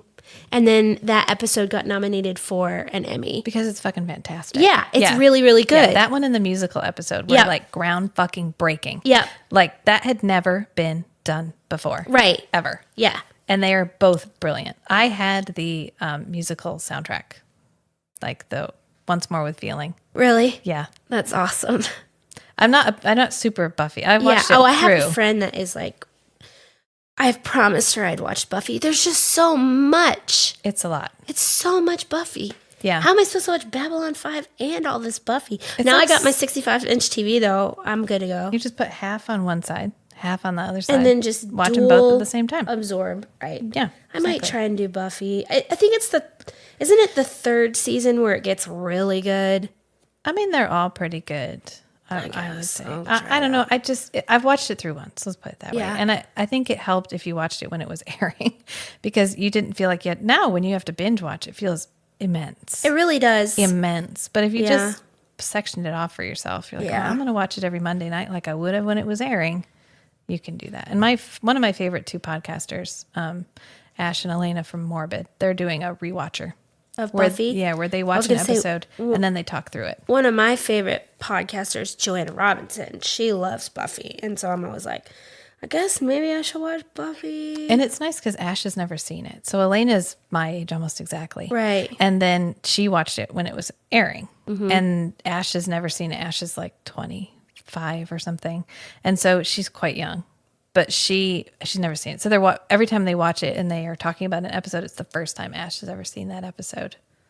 So that's really fun. And that is good. Again, I don't get paid for that. I'm just throwing that out there. I also it's Doug completely normal to talk about other podcasts that you like. Yeah, and I think Doug Jones could be the Weaver. I think the Weaver. He would be an amazing Weaver. I mean, the eye hand guy is almost the Weaver already. Sorry, I did it again. It's fine. Just triggering you over there. And I cast the cereal. You didn't put the cereal on the No, list. but you have the best choice for the cereal. I want it to be Octavia Spencer. I know. And I want it to be, even if they do her as the like skeleton with the cape or cloak or whatever, right. I want them to do motion capture of Octavia Spencer spilling the tea to everybody. Yeah. And then do the CG on top of that. Yeah. With her voice. Yes. Yeah. It's amazing. Yeah. I'm so glad you cast the cereal. I would probably have put Tilda Swinton somewhere in there just because I'm obsessed with how otherworldly she looks. I loved it. She's in a movie called Orlando with Billy Zane. And it's I don't know why Billy Zane is so funny to me. but she starts out the I think movie. because of his character in Zoolander. Yeah. But she starts out the movie as a man. I And she have started ends that the movie. as a woman. And it's a Right. book. Yeah. It's a book. And it's a good book. But because of that movie, for a very long time, I did not know whether Tilda Swinton was a man or a woman. Really? So every time I would see her in a feminine role, I was like, well, that's good. I'm so glad for him. Yeah. That's awesome. I was, yeah. Well, that's because what I she love does about such him. a fabulous job doing it that I bought in the whole movie. Yeah, Every she's part of very it. androgynous, just like, and very otherworldly looking in the most beautiful way. Yes. Yeah, I was watching something the other day about how they put her in makeup for A Lion, the Witch, and the Wardrobe. Oh yeah. And how, like, making her look like that evil queen lady. Yeah. That tricks people into thinking Turkish Delight is good. But it's not. It's not. It's disgusting. It's the texture.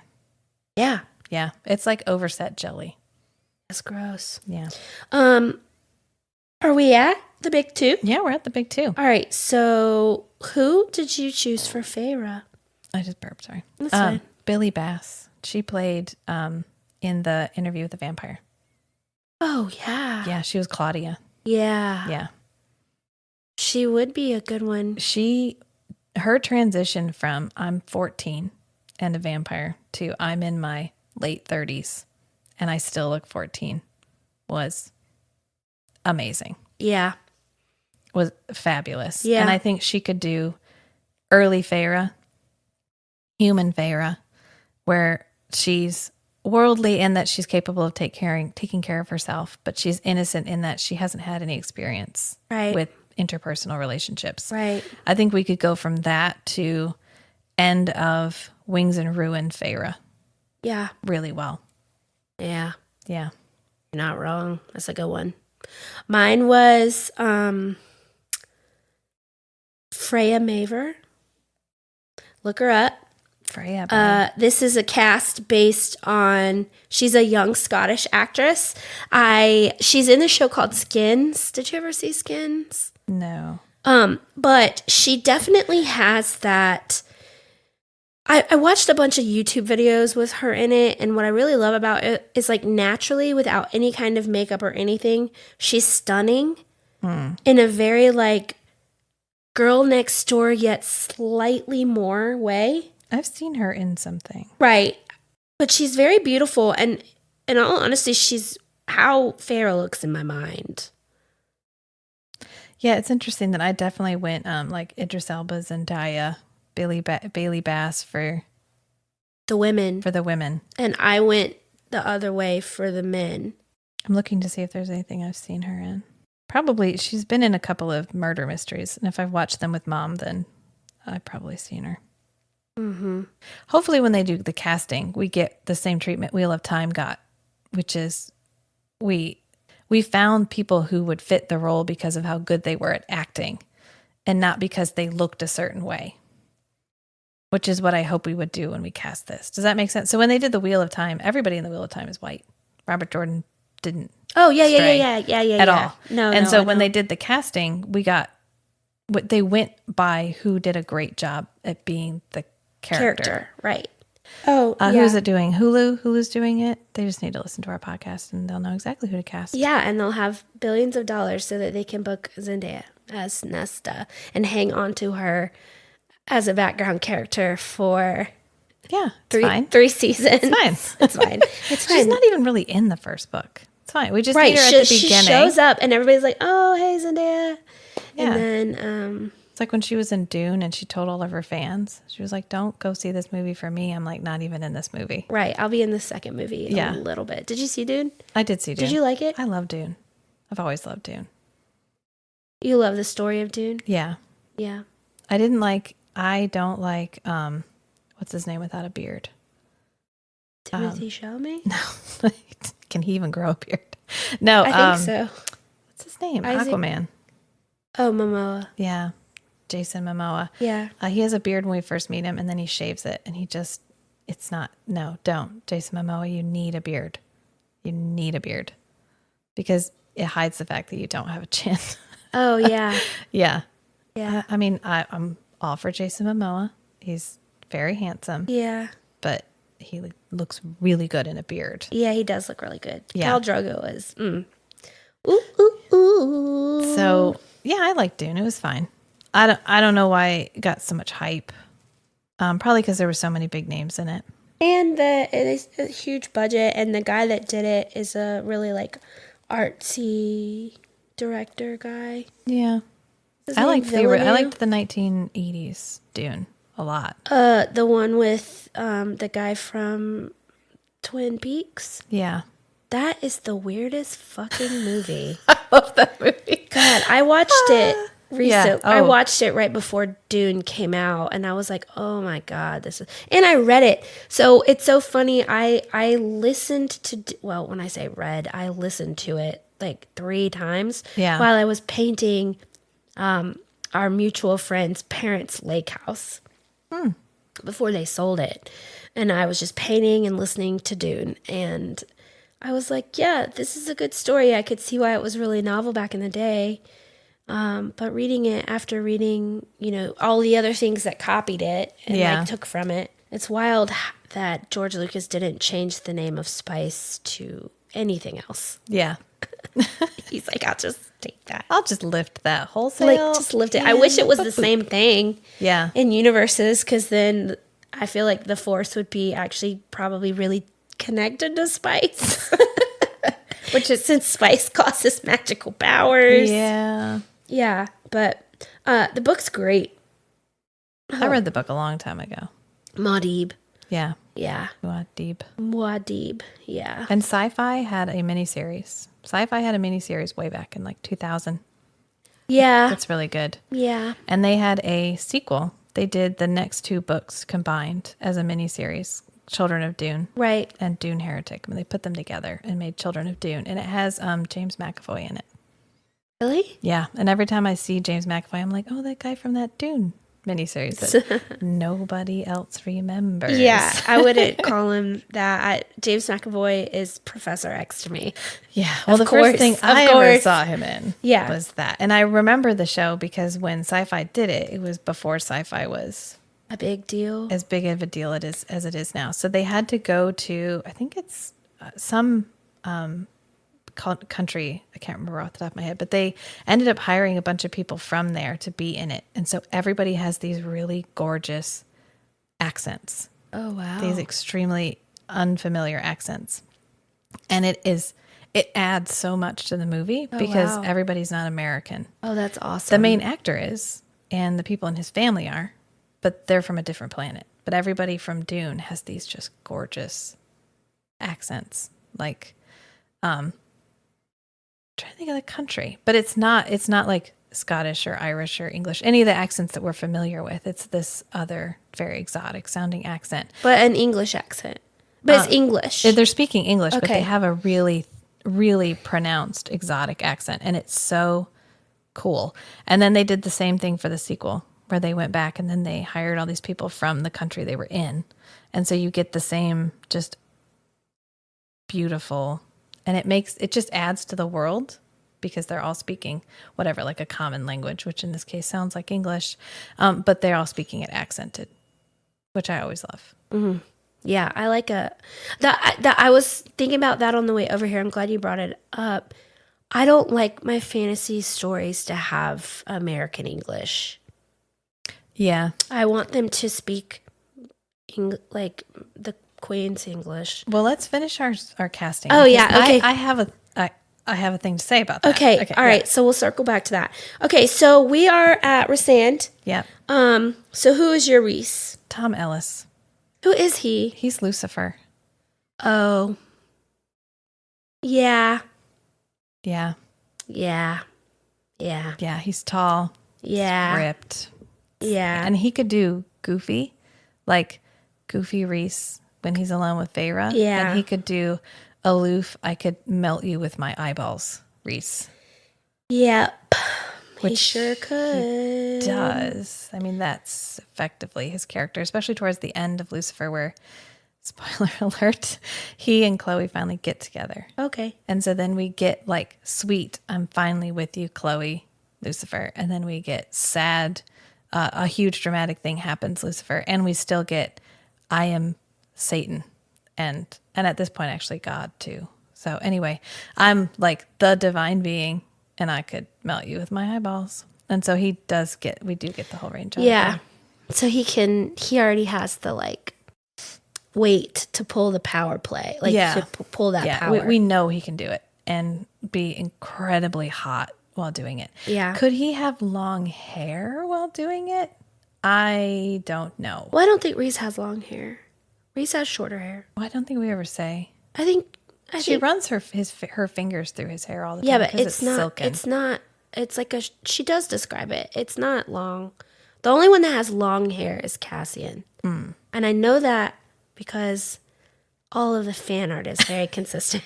You're like, I know that because I'm a fan art connoisseur. Yeah, and I remember I don't remember when, but I remember reading that. Yeah. So who's your Reese? Oh. Yeah. Yeah. Reggae John Page. Yeah. Yeah. So it's kind of like his Bridgerton role a little bit. Did you watch that? I did watch Bridgerton. Yeah. Right? Hey, let's lie to each other for 6 episodes. Yeah, I know. Yeah, but he could do it. Yeah. You know? He was good. It was good. Yeah, he could do it. Yeah. I think he could carry it. I think that he could. Especially if we get the wardrobe from Bridgerton. All Right. of his phenomenally tailored Suits. I mean, Reese wears really beautiful black Oh. tailored suits. Nothing like a well-tailored suit, especially if there's a vest. Oh yeah, it's sexy as hell. Oh, Like, yeah. I know. A well-dressed man is Henry Yep. Cavill. I can't. But I'm glad we already established that masturbation is a key part of my relationship with I mean, anybody who's a whole person Yes. should also be attuned. Yeah, he is I think he would be a great Reese, and I think that I think he just could really like crush and embody that role. Yeah. Especially like, I mean, they don't have to, but these men are super muscular in the story. Yeah. And they don't have to be on screen. But like, if he put on like 30 pounds of muscle, I mean, and his traps like built up a little bit, and he like went full Cavill traps.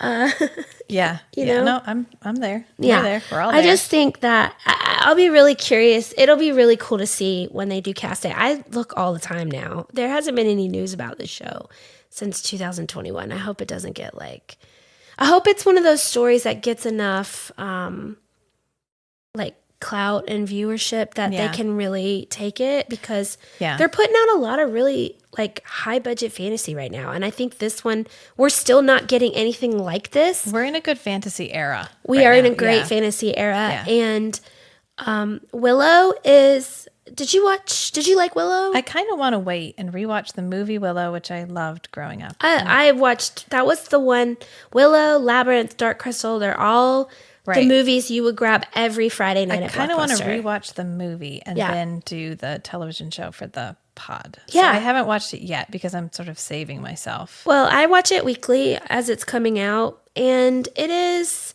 I'll let you watch it. Okay. I don't want to give you any kind of, but yeah, Willow's one of my favorite movies. It's an excellent, quaint little standalone. I've been waiting for season 2 of Carnival Row since 2019. Yeah, are we And going to it's get one? finally coming out. Oh, really? Yep. I thought, Yes. I was literally thinking about that a few days ago. Nope. Like, They put season 2 tab up on there. There's nothing in it yet, but it's supposed to start releasing beginning of 2023. cool. So I doubt we'll get another season, but that show we waited 4 years for. Yeah, So I watched every episode of that. Did Did that come out weekly, or did that come out, was that episodic? I think it was, because I caught it when it was already like 6 episodes in. Oh, and I watched started all it those, from the and beginning, then I I think. caught up as it aired. Didn't that come out during the pandemic? Right before.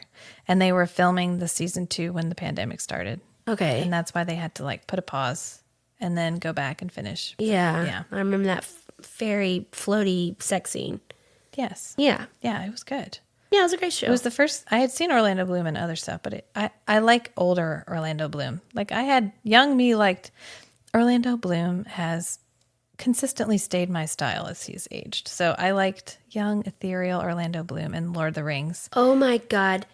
Sorry. I just went somewhere else. Keep going. Yeah, and now and I liked fun but honorable Orlando Bloom in the Pirates of the Caribbean movies. And then now we're in our like older, handsome, beefier Orlando Bloom phase. So Yeah. thank you, Orlando Bloom, for always being there for me. Do you know who else is one sexy ass motherfucker? And this is what made me talking about Orlando Bloom as an elf made me think about this. Lee Pace. Do you know who Lee Pace Holy is? shit, I love Lee Pace. Dude, we gotta cast Lee Pace. Lee Pace has to be something. I don't care. We'll just throw him in there. He We'll does make a villains character. sometimes, but I don't need him to be a villain. Him in Pushing Daisies. He's so fine. Did you watch Foundation? No. I'm surprised. It's a really good sci-fi show. Matt read Foundation. Right, but it's a show on Apple Plus. Yeah. It's good. Why not? Sometimes I forget television shows have come out or whatever. It takes me a while to get to them. Or Raised by Wolves. Did you watch that? I saw it I remember seeing parts of it. But I Oh haven't watched my it either. God. If you want to talk about a fucking shit show of a show, it is like wildly like, oh my God, is that what just happened on the screen?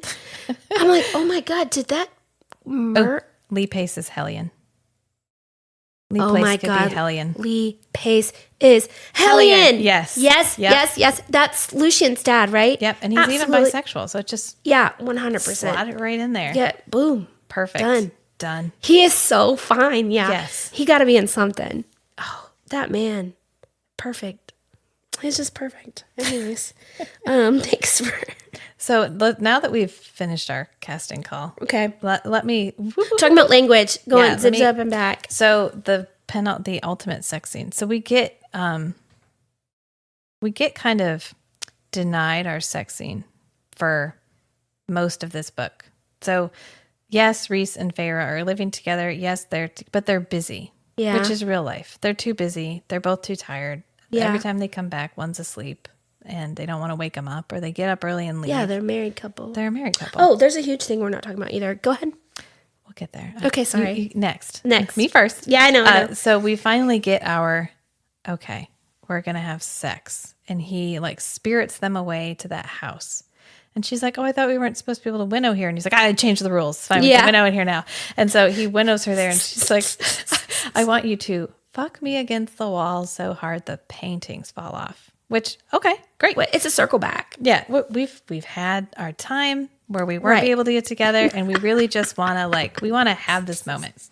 And then halfway through it, she's like, oh, she realizes that they can mentally connect during this. Yeah. And so this is our moment where it really switches from we needed a physical release with each other to this is a like life-changing, I'm asking you to have a baby with me. This has become like our first sex towards having a child. Right. And so they like touch mind to mind. And in this moment, when she could have used any language, she's like, can you fuck me in here too? We had so much available to us. Yeah. And can you fuck me in here too? I guess she was just in the mood. She was like, oh, we're here. I've already, because I think it's because we already had classified this as this is a fuck event. This is not a making love event. Yeah. This is a fuck event. And then we switched really to we're making a family. Yeah. And instead of sort of updating our language to keep me specifically. Yeah. To keep you in the story. In the story right now. We dropped the F-bomb again. Can you? I know you've already said, I think it was the first episode you said, like you get really pulled out by the words that most people actually find reasonable. Yeah. Like you need the softer, what some people would call cringier dialogue to keep you in the fantasy story. Sometimes. Yeah. Yeah. Heard. I'm okay right at right when we winnow to the cottage, we change all the rules because whatever. And then all of a sudden she's like, fuck me so hard against the wall that the paintings fell off. But great. Yeah, absolutely. You guys have had a really hard time. Yeah. It's been really tough. You can make love later. Right now, you just need to get to it. And that's fine. So fuck in that context, I'm perfectly happy with. Sure. But as soon as we switch to like romance, I don't want fuck in my romance. I see. I don't mind. Yeah. Yeah. Yeah. You see where I'm going? Yeah. With this? Yeah. I do. I totally get it. I don't know if I noticed that because I skipped the sex scenes in this book because I'm tired of them having sex. Because it's like I'm trying to really like unpack why once they're married and once it's a healthy, loving relationship, I'm done. I don't need to hear. I don't need your healthy love. Yeah. Your healthy love and healthy intimacy. I don't need to hear about that. Because there's no flaw to it anymore. And the flaw is always what's attractive. I need the chaos. So, well, that's because we like a flawed character. We like a flawed relationship. We like a flawed story. Yeah. Because the flaw is where we learn. How are they going to overcome this flaw? How are we going to work past this? How are we going to whatever? And once we're solid, once we're married, we're together, nothing's going to change. They're together for, I don't know, somehow they're going to stay married for the next 1,500 fucking years. Yep. And they're going to be happy the entire time, which is not real life, but that's okay. Yeah. But we also think that fairies have different emotional scales. I think they do. Yeah, they must. Well, I don't know. I always like the ones where Babylon 5 specifically has an episode where he meets this immortal being. And he's like, well, what do humans live for? And the guy answers love. Like, I'm doing this for my love. And he goes, oh, I just love how you believe love is forever because you're not forever. Oh, and, yeah. And he's like, it's fine. And the way the guy frames it is, that's great. Like, I love that you can have this passion because you burn brightly and then you burn out. Yeah. Whereas if you burn forever, passion is not your wheelhouse anymore because your life's now a marathon. It's not a sprint. And I've always thought that these fairy people burn way, way, way, way, way brighter because they do live so much longer. Yeah. So when that bond clicks in, like they have a magical bond. Which you have to have. If you didn't have that, the story doesn't work. Right. Yeah.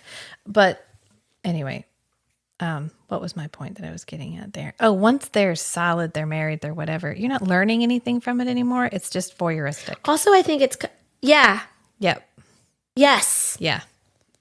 It no longer feels like a new connection. It feels like I'm prying in. Yeah. And I want to give people space. Yeah.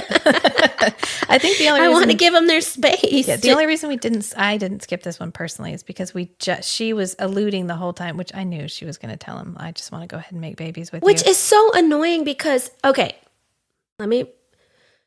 Whoop, whoop, whoop, whoop. It is. It's just the age thing. They have literally only known each other a year. Yeah. She's 21 and they live forever. Yeah. And now they're going to have a baby. Yeah. And that baby is going to be a baby for 75 years. Yeah. But they have staff. They do have staff. They have nannies. Yep. Plenty of staff. Yep. They got those two brilliant. Just hand them off to the wraiths. Yeah. Yeah. Yeah. I know. It just still seems like Rhysand gets to live 500 years. Yeah. And Farrah gets to live 21. It's her choice, though. Yeah. And that is what, for some women, that's feminism is about, is that the power to make your own decisions and do whatever you want. right. And for some women, that feels like completion. Yeah. That feels and like a family. that's perfectly fine. But yeah, so she decides to have a baby. And then we're going to get a baby. I figured we would. Yeah. Because we kept going, well, it could take years. It could take years. And I'm guessing. And we've seen the baby. We years. saw their kid in the first book, second book. Yeah, but it was the bone carver. So it could be pulling from anywhere. Yeah. In the future, which we don't ever explain. Pippin is snoring. That's the cat? Yeah. Oh, okay. Sorry. My face was like, what is happening here? He's snoring. No, he's snoring like sitting up. It's so cute. Yeah. Well, I'm glad that you like this one.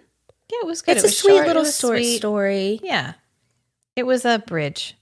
Yeah. It gets us from the end of the And it end of kinda- the war to And it setting up a new story. Yeah, it kind of gets us ready for Silver Flames, which I hope you like as much as me. It's definitely my favorite out of all of them, but I just really like Cassian because he is Henry Cavill. Just think that Cassian is Henry Cavill. Then I'll be fine. Yep.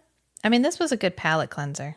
Yeah. Because okay, good. the end of Wings and Ruin was so long. hectic. Which end? It was so hectic. It was like, here's these Yeah. people are arriving and they can fly and they have wings, but their wings have feathers. And then these people arrive and blah, blah, blah. But Amryn is dead, but Amryn is not dead. And so it was just so. Yeah, I like this soft, gentle downtime. And it was, okay, we need to pause. Yeah, it's nice to get stories of our characters where we just get to see them being them. Right. Yeah. It goes back to Sarah J. Maas as a character writer. Yeah. She writes characters. Yeah. That's why her plots sometimes feel a little, oh, okay. We need something to happen to get people to keep reading this story. Right. But really, she's here for the characters, which is why she has so many like sets that just feel like sets where people do stuff in them, like the townhouse. It's just the townhouse. And then she'll drop a whole bunch of characters in there, and now they're all forced to interact. Yeah. And that's what she loves. Yeah. She loves all those people talking and doing stuff and planning and all that stuff. Right. And then when stuff has to actually happen, it feels very perfunctory. It's like, well, then we showed up and then the Suriel showed up and we had a conversation. And instead of being like, okay, then I set the trap and I like tied my snare or whatever. She's like, I don't know, I did whatever. And then the Suriel showed up and we got to talk and it was so much fun and I love my girl. And then she's like, and then bye Suriel. And then she'd be like, it feels so fast. See you next time, Suriel. It feels so fast because she's like, I got to change setting. I got to have something happen. Yep. To keep driving the plot forward, whatever the plot may be, which sometimes we know what that is and sometimes we don't. And then we can get to another fun character interaction. Right. Right. Yeah, I like this one. I'm glad you liked it. Do you want to take a guess, a quick minute, what you think is coming up in Silver Flames? Well, I know we're getting more Nesta because you hinted that. So I'm hoping we have our Nesta and Cassian either finally beat each other or get together or both. Yeah. One and then the other or whatever. Yeah. I want Nesta to stop being the character we're supposed to hate but see as strong. Yeah. I want her to. I don't see her as strong. I think she's, I hear Well, that's you. why everybody keeps calling her a queen or whatever. Viper. You don't because you empathize so deeply with Nesta. Yeah. So you realize all of this is coming from A place of epic a place of wound. yeah, of Wounded. She's super wounded. trauma, a place of trauma. But really she hasn't grown that much. She was the same character type before she became a fairy. She just didn't have any justification for it. And now she's just clinging to that as her life raft. Everyone sees me as this person. And this person was fine as far as I was concerned. So I'm going to keep trying to be that person.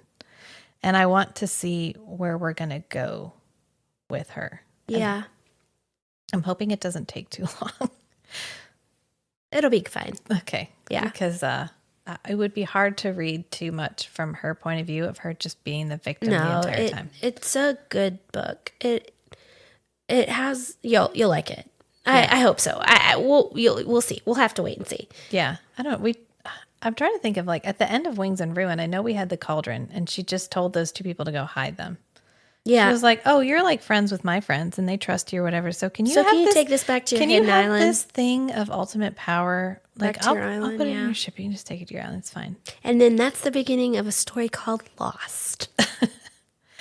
Yeah.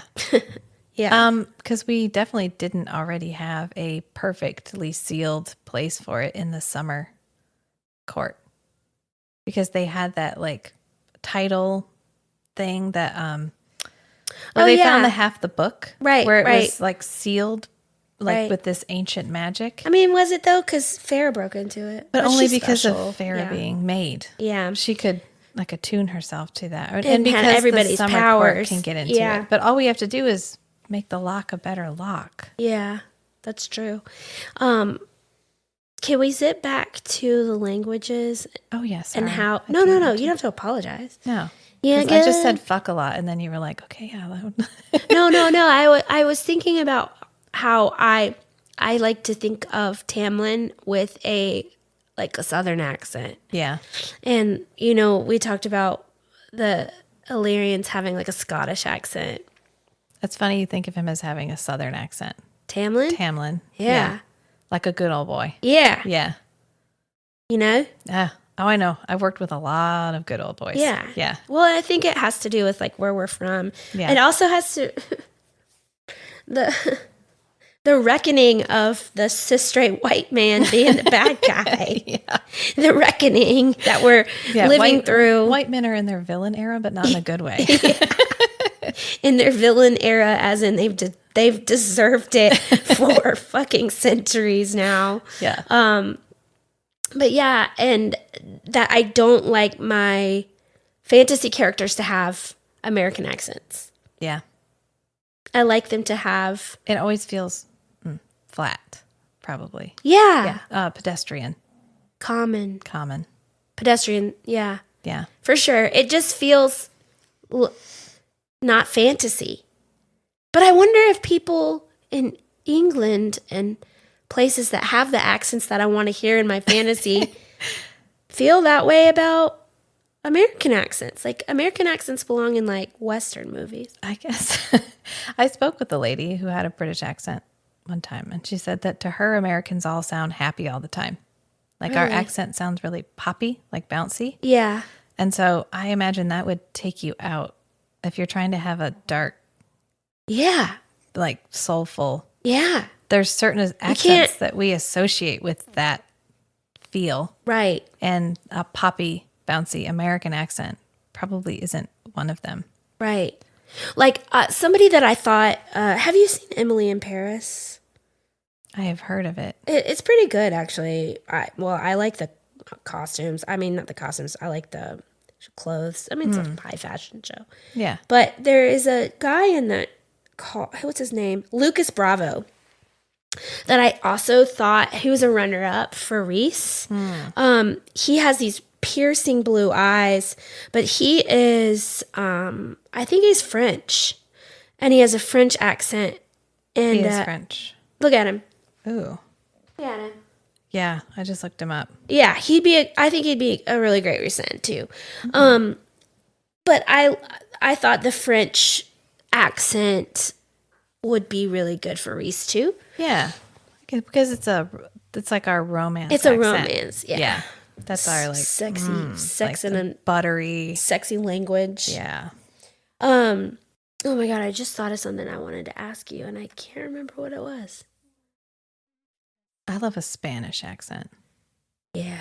Yeah, like Javier Bardem's like thick Spain Spanish. Spain with vosotros. The Iberian Peninsula. That accent. Yeah. Yeah. The sound. Yeah. Vosotros. Are we allowed to say that? I don't know. Is that problematic? I've been to Spain. I mean, that is what we learn in school. They're always like, don't worry about vosotros. It's fine. Nobody it's because uses it's it. Spanish. Yeah. And that there's a lisp. It does sound to us like a lisp. Because their king had a lisp. And so everybody replicated it. Oh, that's interesting. I didn't know that. Yeah, we should Google it just to confirm. Pause to Google. But I'm almost certain that they had a leader that had a lisp. But you do, if you want to sound accurate, you do have to do that. And it feels funny. Like I had a host mom when I was in Spain, and I was trying to tell her I was going to McDonald's, and I kept just saying McDonald's. We are correct. Sorry, go ahead. I kept just saying McDonald's because I thought, it's McDonald's. It's fine. Everybody knows that one. She was like, what? I'm like, McDonald's. And what? And I was like, McDonald's. Like I had to say it like the stupid American version of a Spanish accent. Oh, really? And she was like, oh. So she didn't understand it when you were saying it. Yeah, but like polite American me was like, I don't want to try that. That sounds like I'm being like didactic. It sounds like I'm talking down to you. Like I was trying to just tell her McDonald's. Yeah, and we have to like, we don't do accents. We can only do certain accents. Yeah, so I was trying to be like, oh God, I don't want you to think I'm making fun of you by trying to put this McDonald's in a Spanish accent. I ended up having to do it, and she got it when I did that, but it was so hard to overcome that. Like, I'm trying to respect you. I'm trying to respect you so hard right now. Please don't make me disrespect you right now. Make me. How was McDonald's? It was okay. I only went there like once because anytime I was in another country, I really just tried to avoid any like American. Yeah, I food. wouldn't. I actually, to be honest, I would probably go to a McDonald's in every country just to see the difference. They, Usually the difference was toppings. If I had to, when I was in Iceland and Norway, do you know what they put in everything? And I thought it was the weirdest thing ever. Corn. Like corn kernels. Like maybe there's like a lack of fiber in their diet or something, but there was corn kernels in everything. There were corn on the burgers. wow, I was like, that is so weird. I mean, it has a great texture, I guess. that's just something you wouldn't think about doing because we think of it as a side dish. Yeah, but there was like corn in everything. Spain food, good, great. Love Spain for food. Yeah. Went to China food, great. Loved food in China. Yeah, and rolling it back to Sarah J. Maas, I think she does a good job of giving us different, like, they eat a lot. Yeah, they do. Yeah, we cover a lot of which sometimes we don't in fantasy novels. We kind of skim whatever. They have whatever magic fairy rations. They don't have to eat ever. It's okay. But she does a good job of like the role of food and how food brings them all together. They always get together over food. And then when someone is emotionally on the outs, like Nesta is right now, she does not partake in food.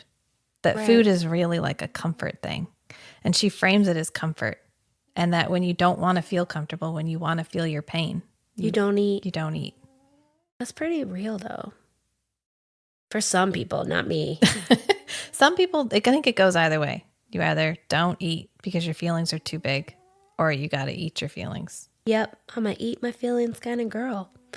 I just like eat all feelings, mostly boredom. Is boredom a feeling? Boredom is ADHD kid. Heck yeah, boredom is a feeling. It feels like hell. It's the worst feeling. Unstimulated. Get me out of there. Get me out of there. So no, I don't have any real good predictions. I kind of just like to suspend. Yeah, and you don't have to. If I think too deeply about a book, I'm usually pretty good at guessing where it's going, and then I don't want to read it anymore. Right. So like I tried to read The Secret Life of Addie LaRue, and I got to the part where she meets the guy who can remember her. And I thought, fuck. He must have made a deal. And whatever his deal is, makes it so that he can remember her. But if she's going to live forever, he's definitely going to die soon. Is that what happened? That's exactly what happened. Okay, I won't read it now. And I was like, oh, no, tell me that's not it. And I looked it up, and that's exactly what it was. Oh my God, another spoiler. I am so sorry. That's fine. You're going to write. You're the one that has to write the spoiler warning. And I just thought, so then I didn't finish it. I'm sure the rest of the book was fine, but I was like, whatever. So I try to just take it as it comes. Yeah, I mean, that happens a lot. Sometimes I feel like it's satisfying to know what's going to happen and be right. Yeah, because it's almost like I want that to happen. Or I guess there's a difference in that. Knowing that something is going to go a different direction and wanting it to go a different direction, a certain direction, are two different things. So I think one of the things in, Wings and Ruin, I mean, you could kind of predict some of the things that are happening, but I was kind of satisfied that their dad showed up and, kind of stuff like that. But I definitely see what you're saying. I want to be surprised. I like a book surprise. You want the author to be smarter than you. Yeah. Yeah. I get it. Yeah, I think Sarah J. Maas is kind of, she wrote herself into an extremely complex situation at the end of Wings and Ruin. And that's not where she shines, which is why it felt like she had so many endings. She had 3 at least. Yeah. Yeah. Those sort of situations where she's juggling a lot of action, a lot of characters, and she has to make it feel like there's actual stakes without her actually wanting there to be real stakes. She does it and she does it fine, but it's not where she's the best. Right. That's why I think the first book was why I enjoyed it so much better, is because that's her wheelhouse. Those one-on-one, 2 characters interacting, building each other. We're building our understanding of each other through their interactions. That's where she's best. Yeah, she could do with some actually killing a legitimate character. I know we don't like it to happen, but she could do it. She might do it. I think that she is, I mean, if you think about it, she's got this series, there's 5 of them.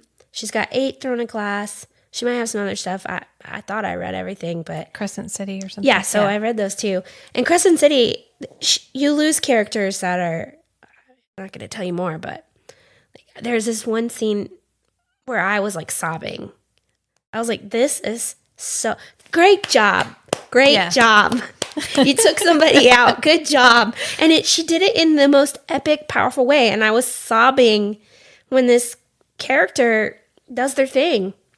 So maybe she's still learning. I think she's kind of young. I mean, I think she's probably our age. Let's look up. How old is this woman? I don't know. Let's see. But just think about book series where you do lose characters and how much more real everything feels, because you feel like she's 36. Like at any moment. Is it 86? Isn't that your year? 85. You're 85? Okay. Because if you know you could lose a character, you hold on to them, even that you're like, oh no, please don't do this. Because instead of it being like, oh, okay, well, she's going to figure out how to defeat them. It's going to be fine. Yeah. The stakes need, you're right, stakes need to be real. That's why Maverick is so good. Because the stakes are really high. I have cried at 2 books. In your life? In my life. Only 2? Where the Red Fern Grows. Oh, God, get out of here with that. If you didn't cry at Where the Red Fern Grows, then you're not a person, or you're a sociopath. Go check yourself. It's a sociopath You need test. to go find a therapist. Deep-rooted problems. That is the saddest book. My mom and I were reading it out loud together for homeschool stuff. And we were both trying to read that end section. And we were both crying so hard we couldn't. And we ended up having to give up. It was so emotional. Yeah. I also cried at Man in the Iron Mask. Like the book. Alexander Dumas, that one. There's a part in because you fall in love with the 3 musketeers in the first book. And then they're in the second book. And Porthos sacrifices himself to save everybody. And it's so dramatic and so well done and so like over the top heroic that I cried.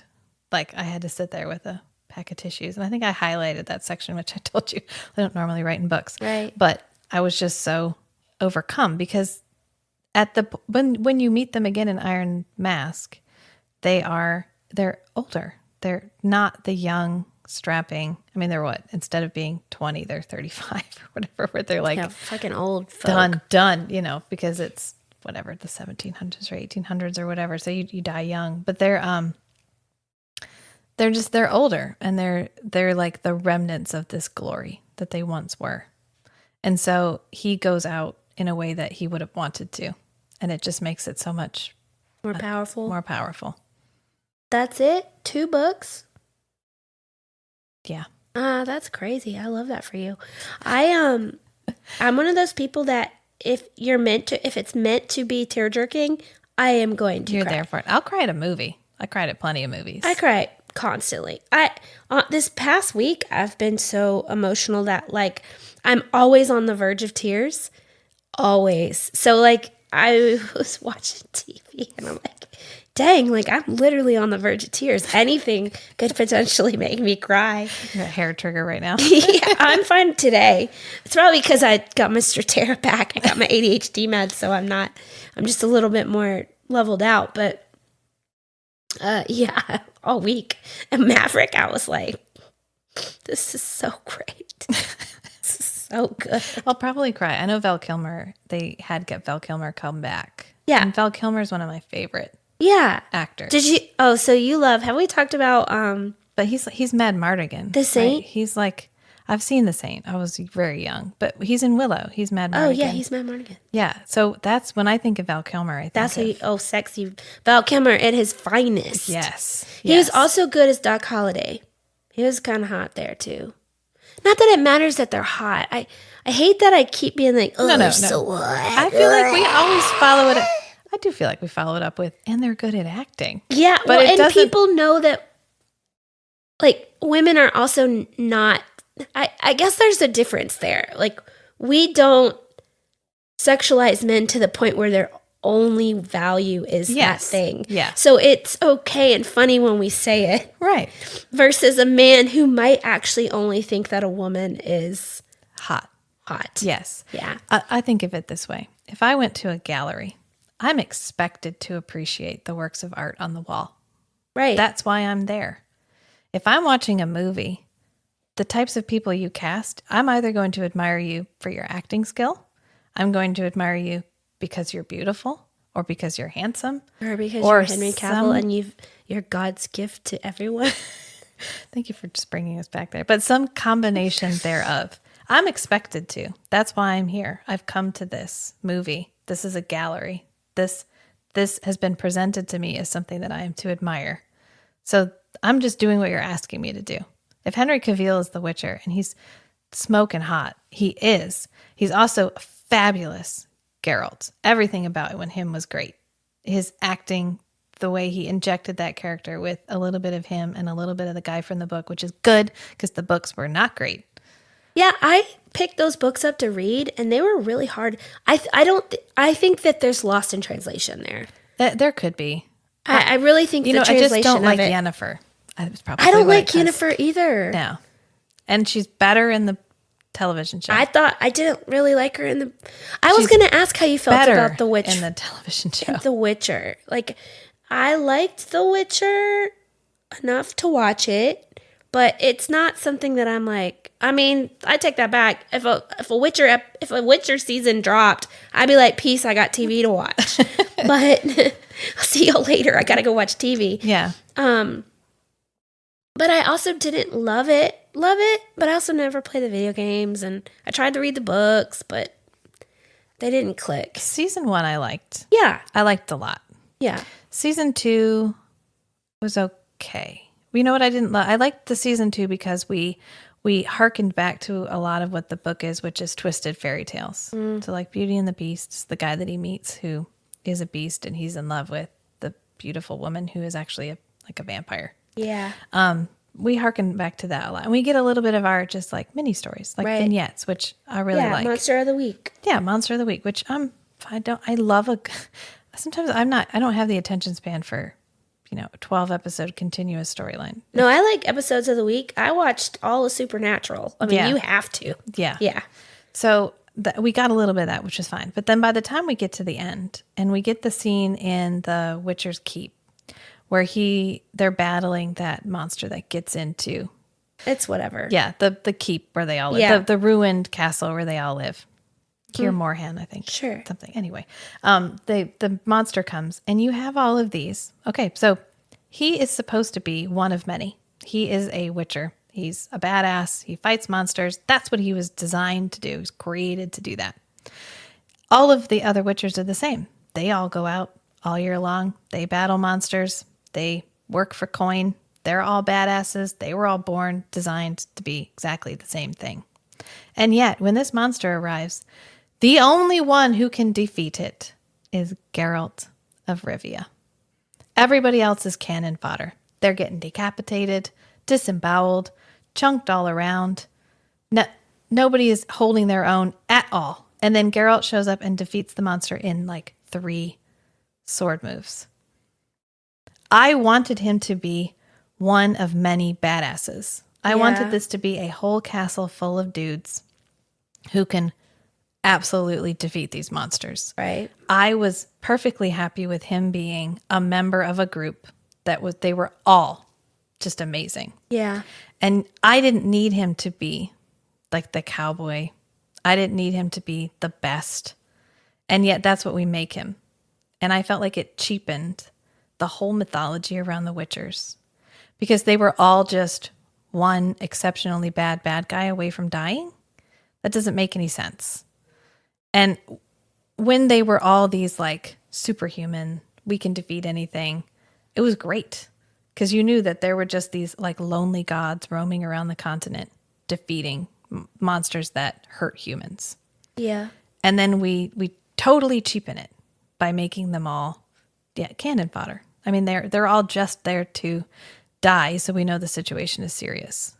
Yeah. So that was, once I saw that, it just killed the whole rest of season 2 for me. I've watched season 1, I don't know how many times, but I haven't gone back and watched season 2 at all. I hate it when people ruin shows. Sorry. It's okay. I'm not that upset. You're like, oh my God, Kate, don't cry. Are you going to cry? No, it's fine. Yeah, that just harpens back to a little show known as, always takes me back to season 8 of Game of Thrones. Yeah. And the worst episode of TV that's ever happened. It's fine. They will remake it. Y'all will remake it. One day they'll remake it. Hey, once they've cast everything with our casting and fantasy gets its golden era, yeah, we'll go back. We'll try again. Yeah. Well, and what's we still haven't had. So Game of Thrones laid a path for more fantasy, but Game of Thrones wasn't. They highlighted the politics, the sex, and the rape, not the actual magic and the fantasy. Yeah. But it did open up this door. So now we're doing Wheel of Time, which was okay. Did you watch Wheel of Time? It was okay. It was okay. The first 3 episodes were fine. Then we had that one episode where we needed to get everybody back together, and instead of writing it, we just have them all show up in the same room at the same time. Right. Ring of Power was okay. Did you watch it? I didn't finish it. It was okay. We've got Willow. I won't comment because you're going to watch it. We have all these really big IP stories, but nothing is clicking. I mean, I don't know. I don't know what the numbers look like. I don't know how the whole big picture is feeling about stuff, but I would love this to come out and be something that, I don't think you're going to get a bunch of the Star Wars fans into, but I would love to see something that did really well. Outlander did really well. It does really well. People really watch it. Yeah. So I'm hoping that it becomes, and I want it to do well just because I want it to have the budget so that it can do it all. Yeah. Yeah. I don't think that producers or the types of people that bankroll these shows have quite figured out exactly what it is we're looking for. They're throwing a lot of fantasy at us to kind of see what sticks, because we got these huge properties like Game of Thrones and House of Dragon or whatever. Yeah, which was House of Dragon was awesome. It was really good. So they're really like, okay, well, that worked. We got to figure out, let's just do a whole bunch and see which ones make money. Right. And so that's where Amazon pays $1 billion for the rights to the Lord of the Rings. Yeah. So I feel like that's where we are right now, is we're just throwing all of this stuff at the wall, throwing all of this stuff at the viewers to see what clicks, what they love and what they don't. And they know that people love these things and that they're going to tune in and that they're going to watch. I saw a TikTok the other day where a guy was saying, you've got these things that people love and you just keep changing them. Yeah. Yes.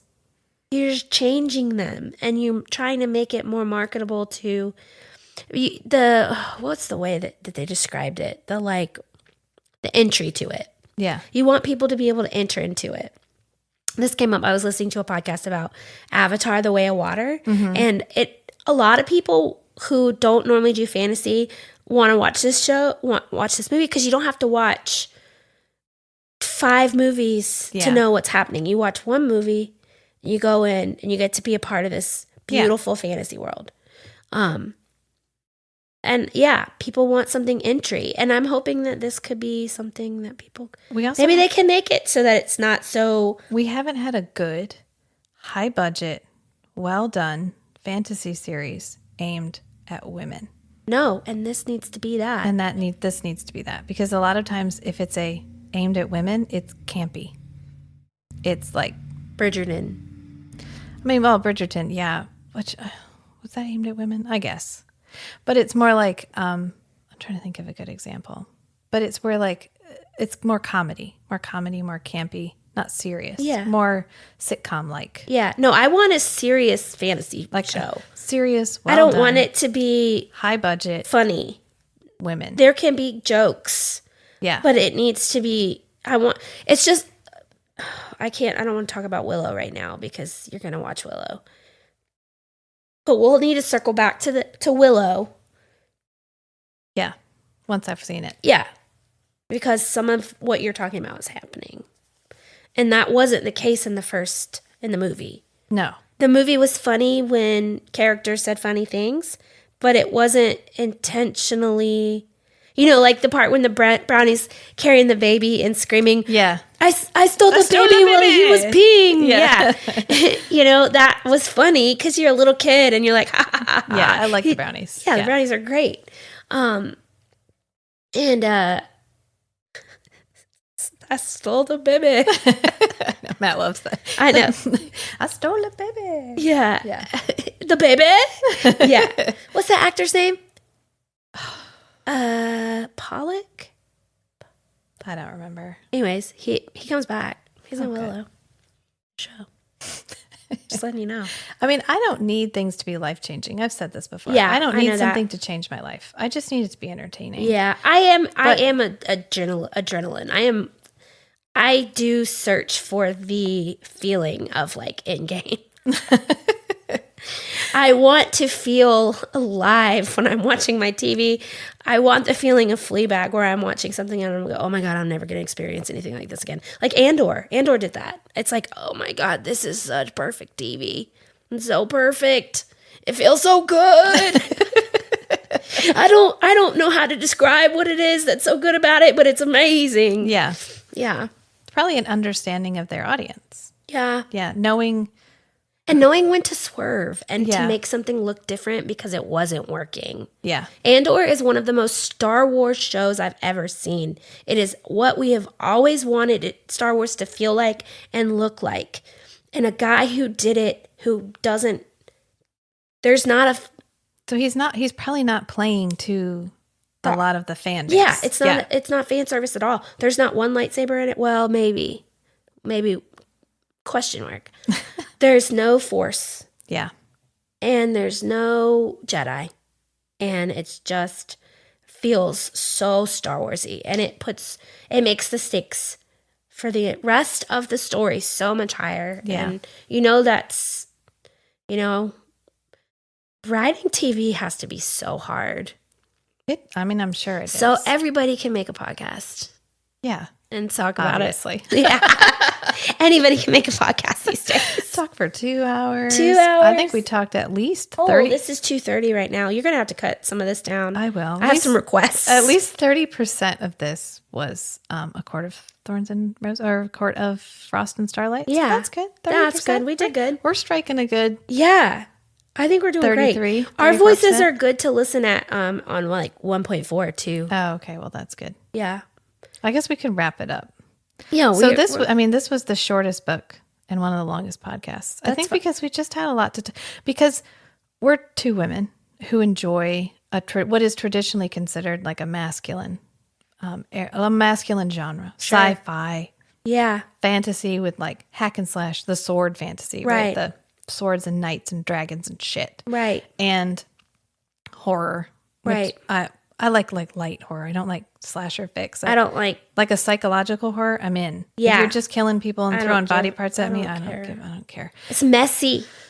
I don't like it because it's messy. There's no story. I want to It's feel gooey. I want to feel like I'm thinking about your It's movie. cerebral. You have to be cerebrally Yeah. engaged. Yeah.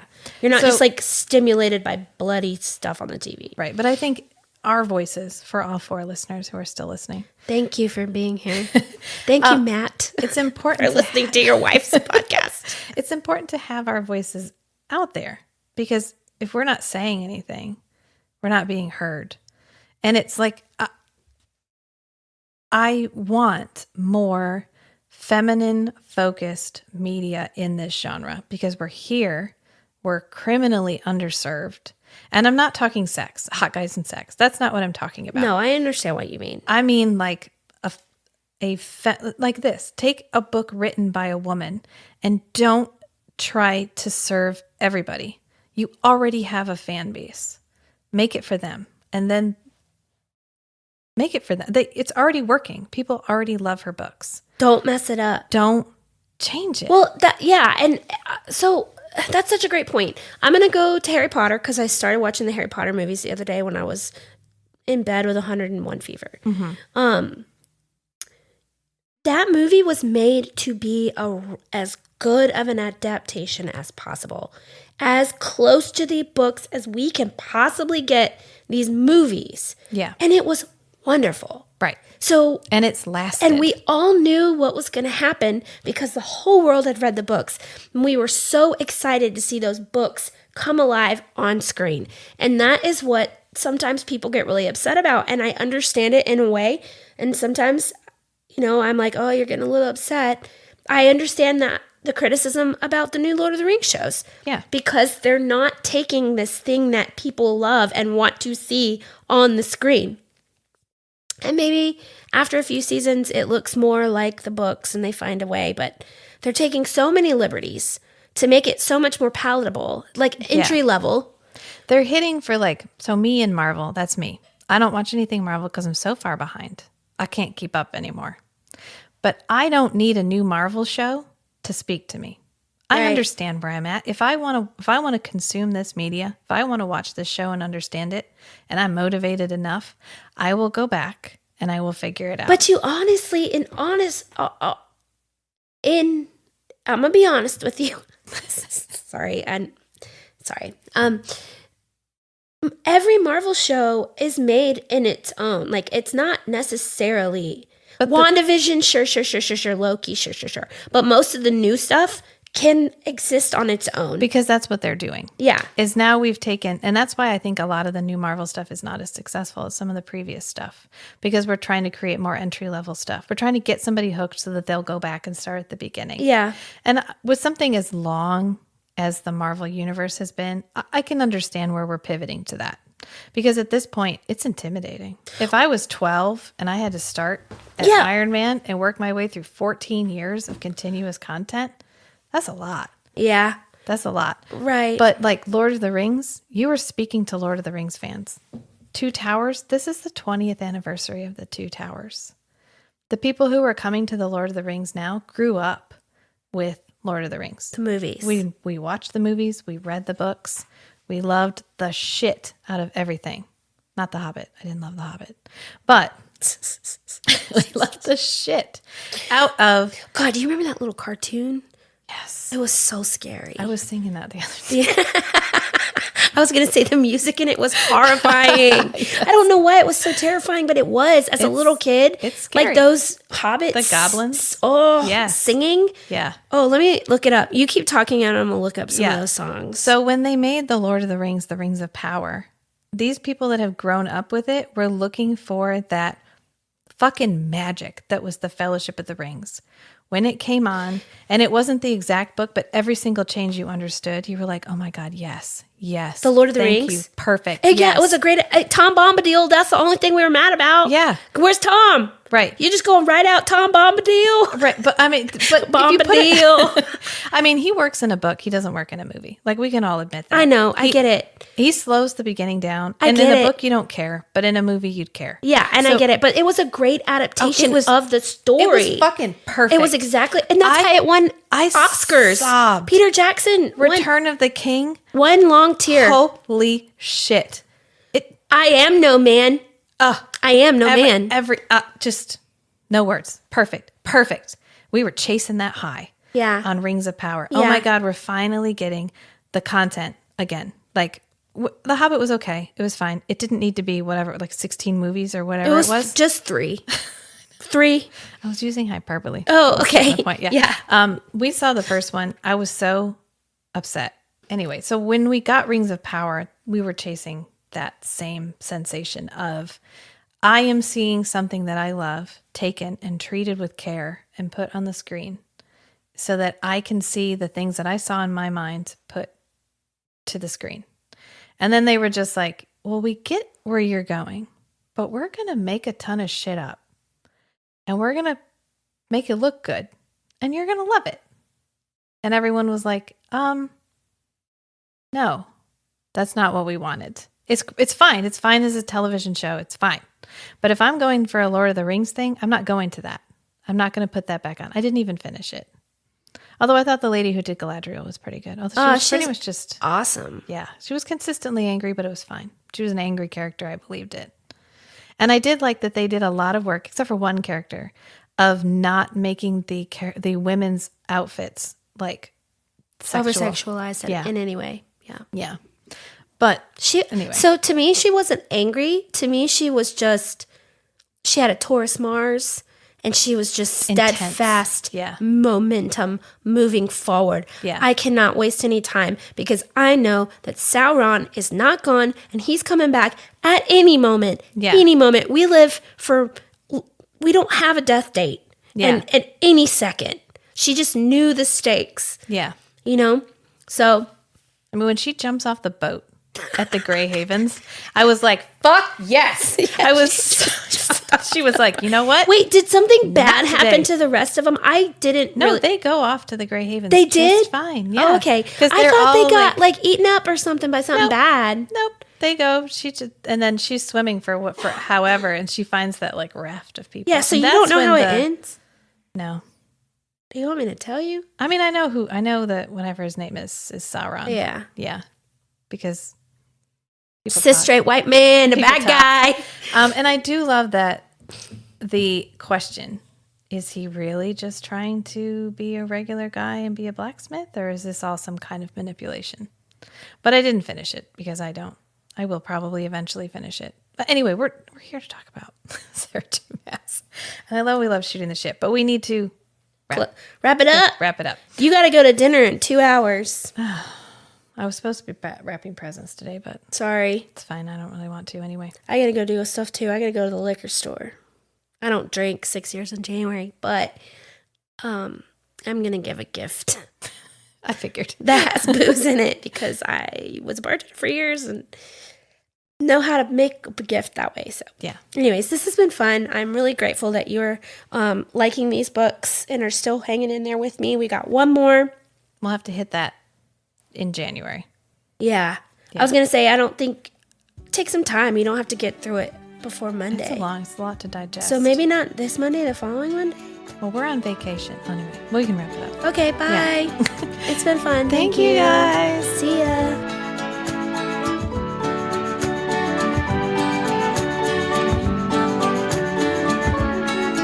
Is it hot in here or is it just me tuning in to hear these three chatting about fantasy novels of the spicy variety? Not your average book club, if you know what I mean. Are you happy to see us? Or is that a dagger? It's Feast, Sheath, Shatter. It's Feast, Sheath, Shatter. We interrupt our regularly scheduled program for an adult pixie stick moment. Wait, dang it, I messed it up. We interrupt our regularly scheduled programming for a adult. Nope, can't do it. I'm doing pixie stick news next. Yeah. Trying to clear up the sultry. Trying to be cool. I'm never going to be able to do ads. Oops, I'm sorry, Pippin. I didn't mean to kick Never going to be able to do anything. You've just never done them. You have to give yourself permission to be a beginner. What I expected.